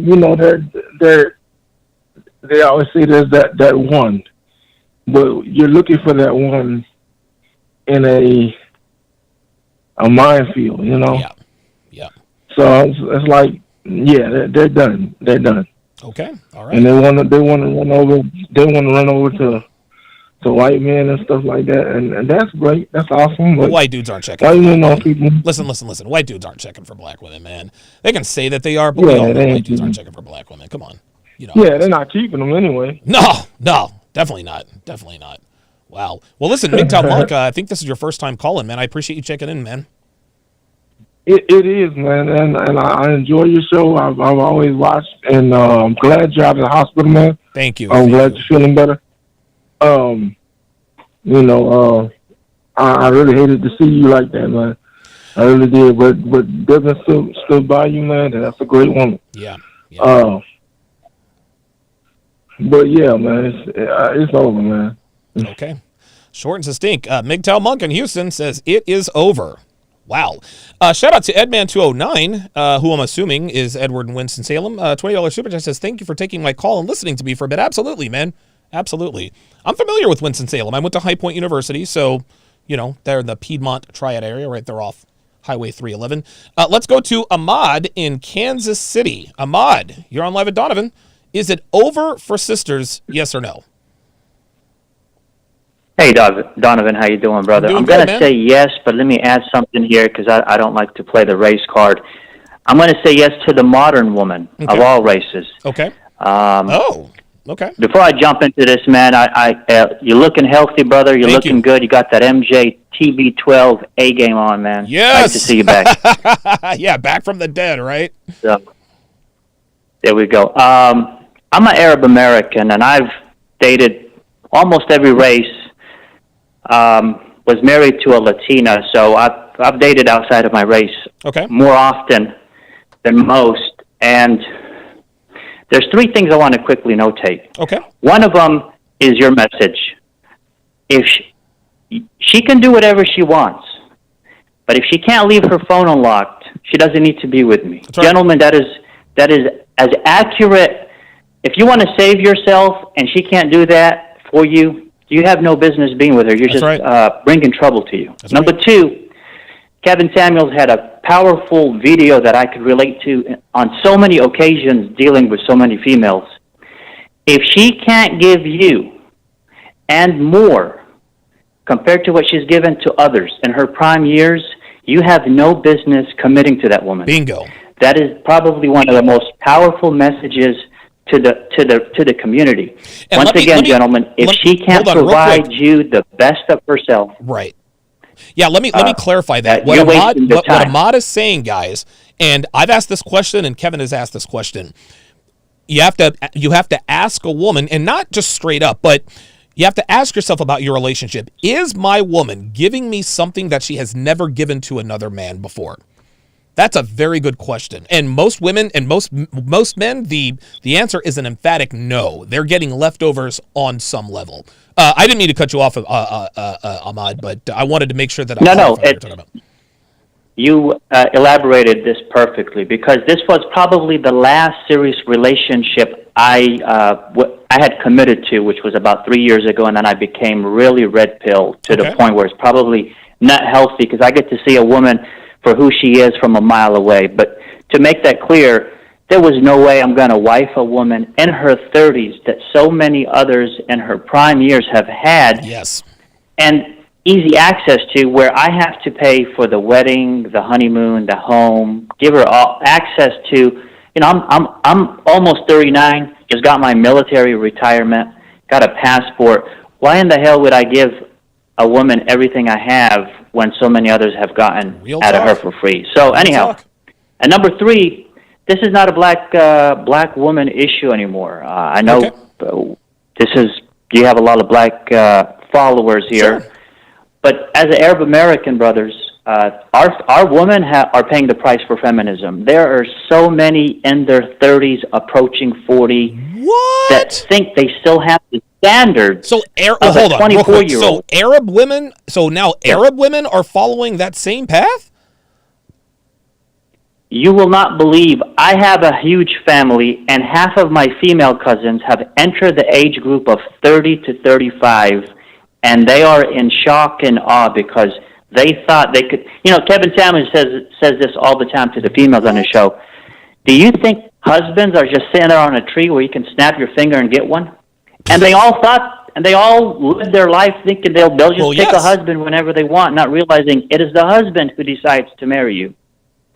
So, with that said, they're done. There's so many out here in desperate mode. And being a man and a man's advocate, gentlemen, you have to pay attention for who you're dealing with and what is her goal, what is the purpose. You have to smell that quickly, because if she's trying to get married because of her own time frame and she's using you as her piece that's missing in her life, you're getting suckered in, and you're going to pay the price at the end. And I think you've said this, or Coach Greg Adams have said this, getting in a divorce in your 30s is not like getting in a divorce in your 50s. You can never recover from that if you go through that phase at that age. That's right. And I want to leave it with that. Wow. Have a good one, Donovan. Awesome. Ahmad in Kansas City, bringing the knowledge. Wow. I had no idea, dude. I had no idea that Arab women were following the same path. Holy shit. You got to be kidding me, man. Wow. Okay, let's go to Joseph in the Bronx. Joseph in the Bronx, you're on Live with Donovan. Is it over for black women? Most definitely. Okay. I would say it's over for modern women, period. It's over. But it's especially over for black women. Okay.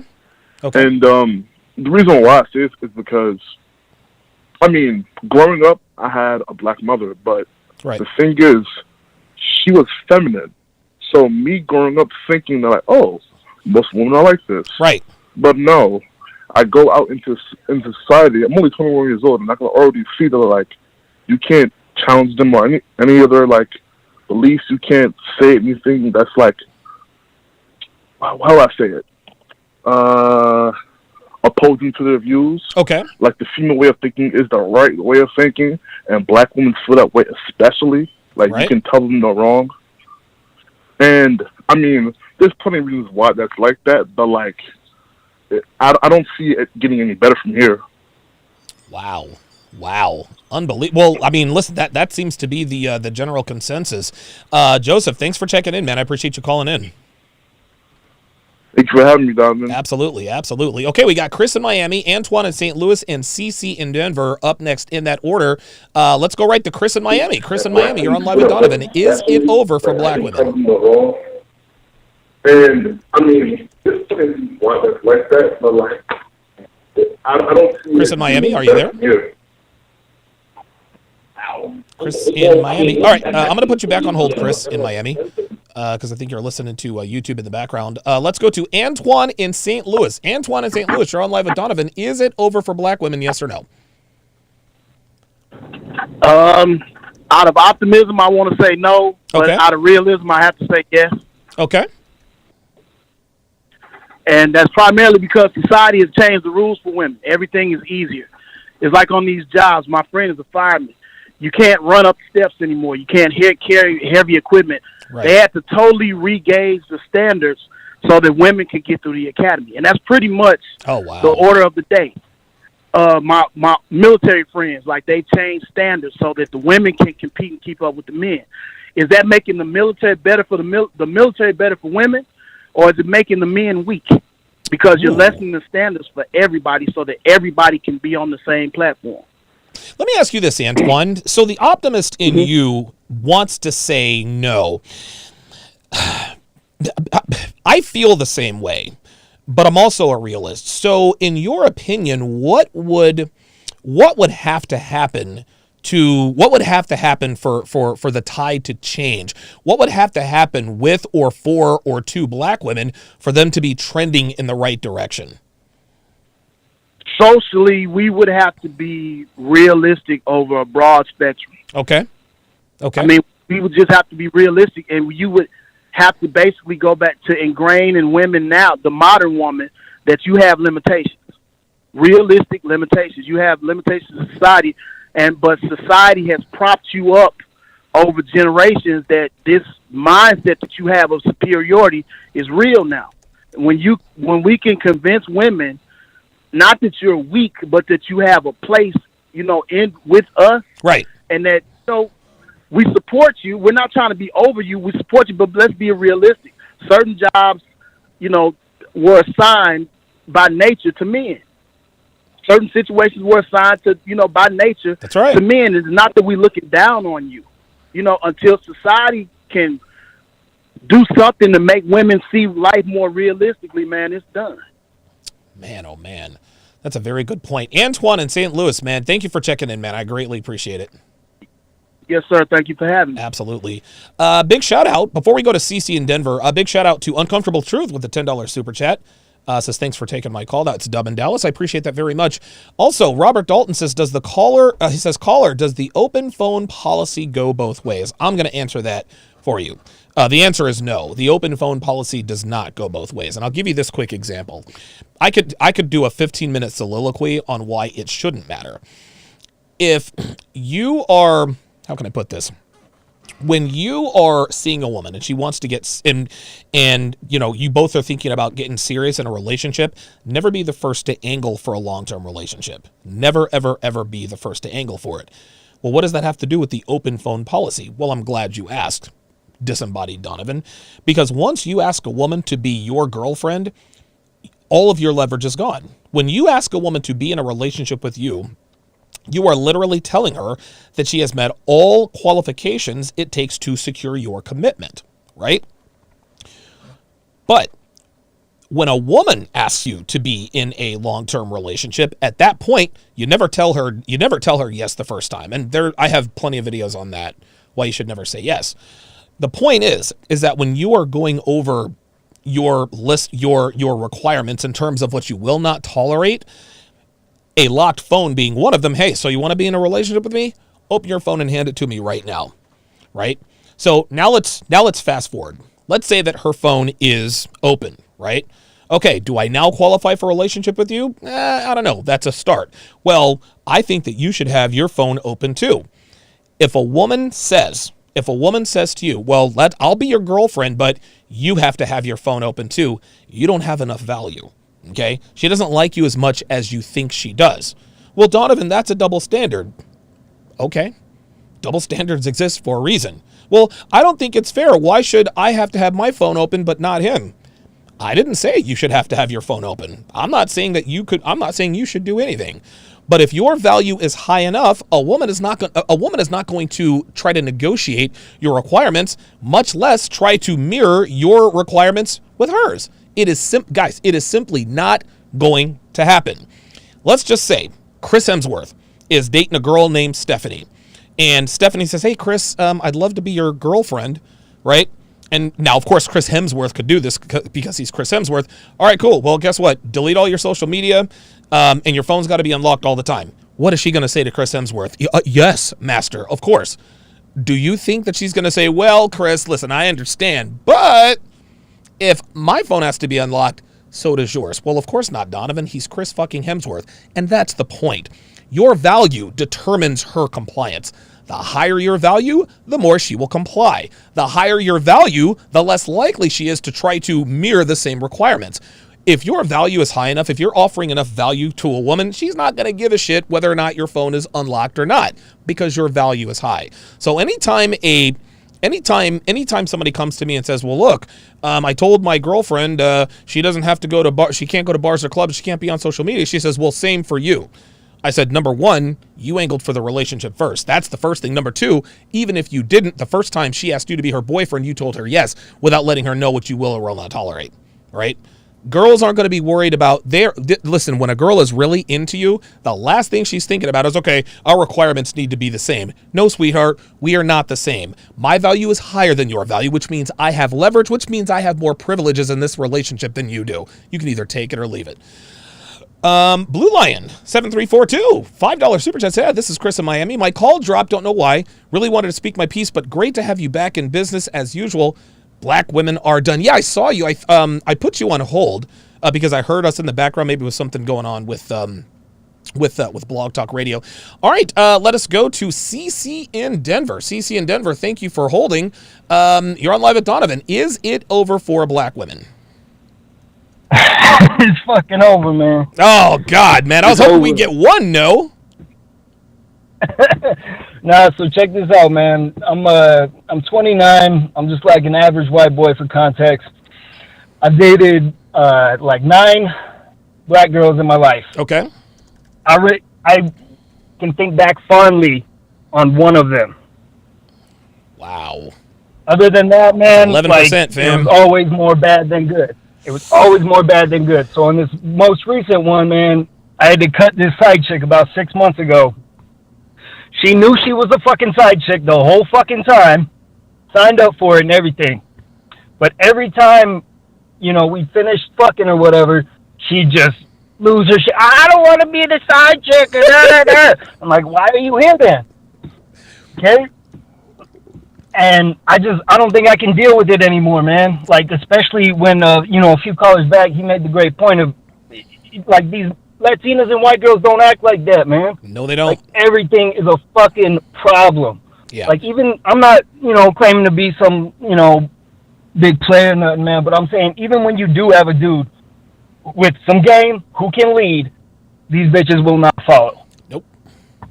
No, they will not. No amount of masculine, and I've always said this, CC, and you've got sounds like pretty extensive experience. The more masculinity you show to a black woman in a relationship, the more masculinity she shows. Is that your experience? For the most part, yeah, man. It makes me think of Myron's line where it's like, I damn near have to fucking smack you to get your ass in line. It's ridiculous. And I ain't gonna, risk my freedom on that shit. And totally just real agree. quick, one more story. Go ahead. A few months back, I matched with a girl on Tinder, a black girl on Tinder. And I just messaged her and said something about, hey, what can you cook or something like that, because it was in her fucking profile, right? This bitch responds with like, oh, you think I can cook because I'm black and da-da-da-da-da, and she starts the interaction off like that. Oh my God, dude. Holy God. So she said you could cook. She said she could cook in her profile, but then you asked her about it and she thought you were stereotyping her? Yeah, and I said, no, I looked at your profile, and it just went out of hand real fast. Like, she wasn't trying to hear shit. I was just like, because I told her, I was like, why would you start it off like that? Jesus Christ, man. CC and Denver, I appreciate you checking in, man. Thanks for calling. Thanks, bro. That's all I got. So there you have it, guys. Is it over for black women? In my opinion, I don't think so, but it's very close. It's very, very, very close. And to be quite honest with you, man, and black women are not going to like to hear this, but Kevin Samuels may very well be the black woman's last hope in terms of dating options. He might be the last hope because dude, black women aren't listening to anybody with a cock and balls. They don't listen to, they barely even listen to Kevin, right? Most black women I would imagine, probably disagree with a lot of Kevin's talking points. But it would appear that a larger percentage of black women actually listen to what Kevin has to say about sexual relationships between black men and black women. So, ladies, sisters, if you guys are watching, what you got to understand is that the truth does hurt, and it fucking stings. It does sting, but anything worth having is going to be tough, man. It's going to be fucking difficult. It's going to be tough. You got to understand, if you really want to be wise, if you really want to be married and have kids, y'all got to make some changes. And those changes are not going to be easy. And it all starts right up here. That's the hardest thing to change right there, is your mindset. And listen, those in this community, we know all about having to change our mindset, right? When we first found this kind of content, we had to change everything.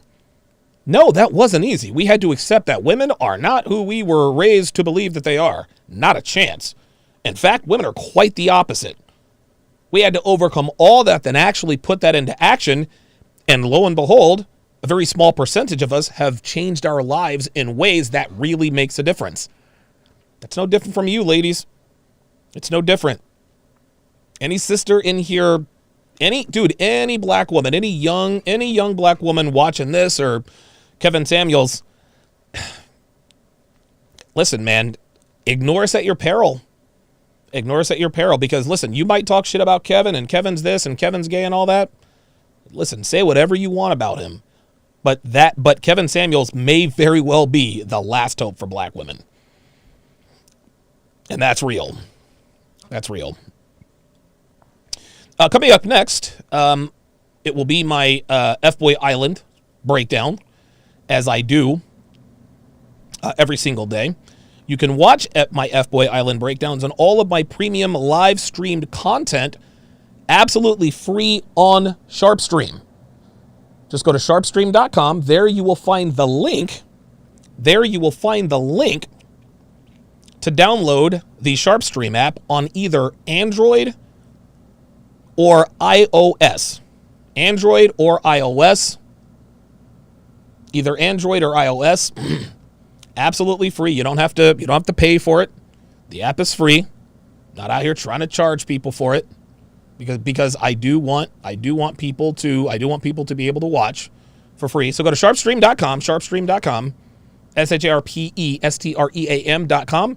If you want access to the replays, just become a SharpStream member or a member at Patreon at patreon.com/Donovan Sharp. That's going to do it for this, the 790th edition of TSR Live. My thanks to all of my callers, all of my super chatters. Gerard Butler, $5 says shorter shelf life. Black women or Ben Roethlisberger? Big Ben. Thanks for watching, guys.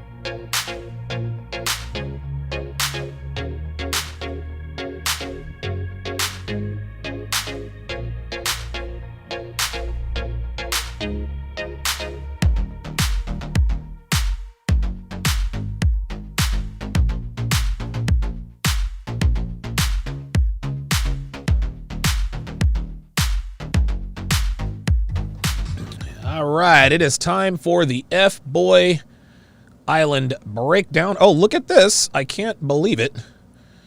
I can't believe it. This actually was the right thing. I actually just ordered a keto. Is it a poke bowl or a poke bowl? I've heard it called a poke bowl. Olivia told me the last time she was here that it's called a poke bowl. But I got a keto poke bowl. Spicy. I got extra spicy salmon, extra shrimp, avocado, and some other stuff. Like zero carbs, super duper duper high protein. And so I'm excited about that. Should be here in 20 to 30 minutes. Welcome to the F-Boy Breakdown live. Obviously, this is for Sharp Stream only. So at this time, I'm going to say goodbye to my audience on DLive, Facebook, Twitch, mgtow.tv, and of course, YouTube. Thank you guys all for tuning in, and I'll see you on the Sharp Stream side.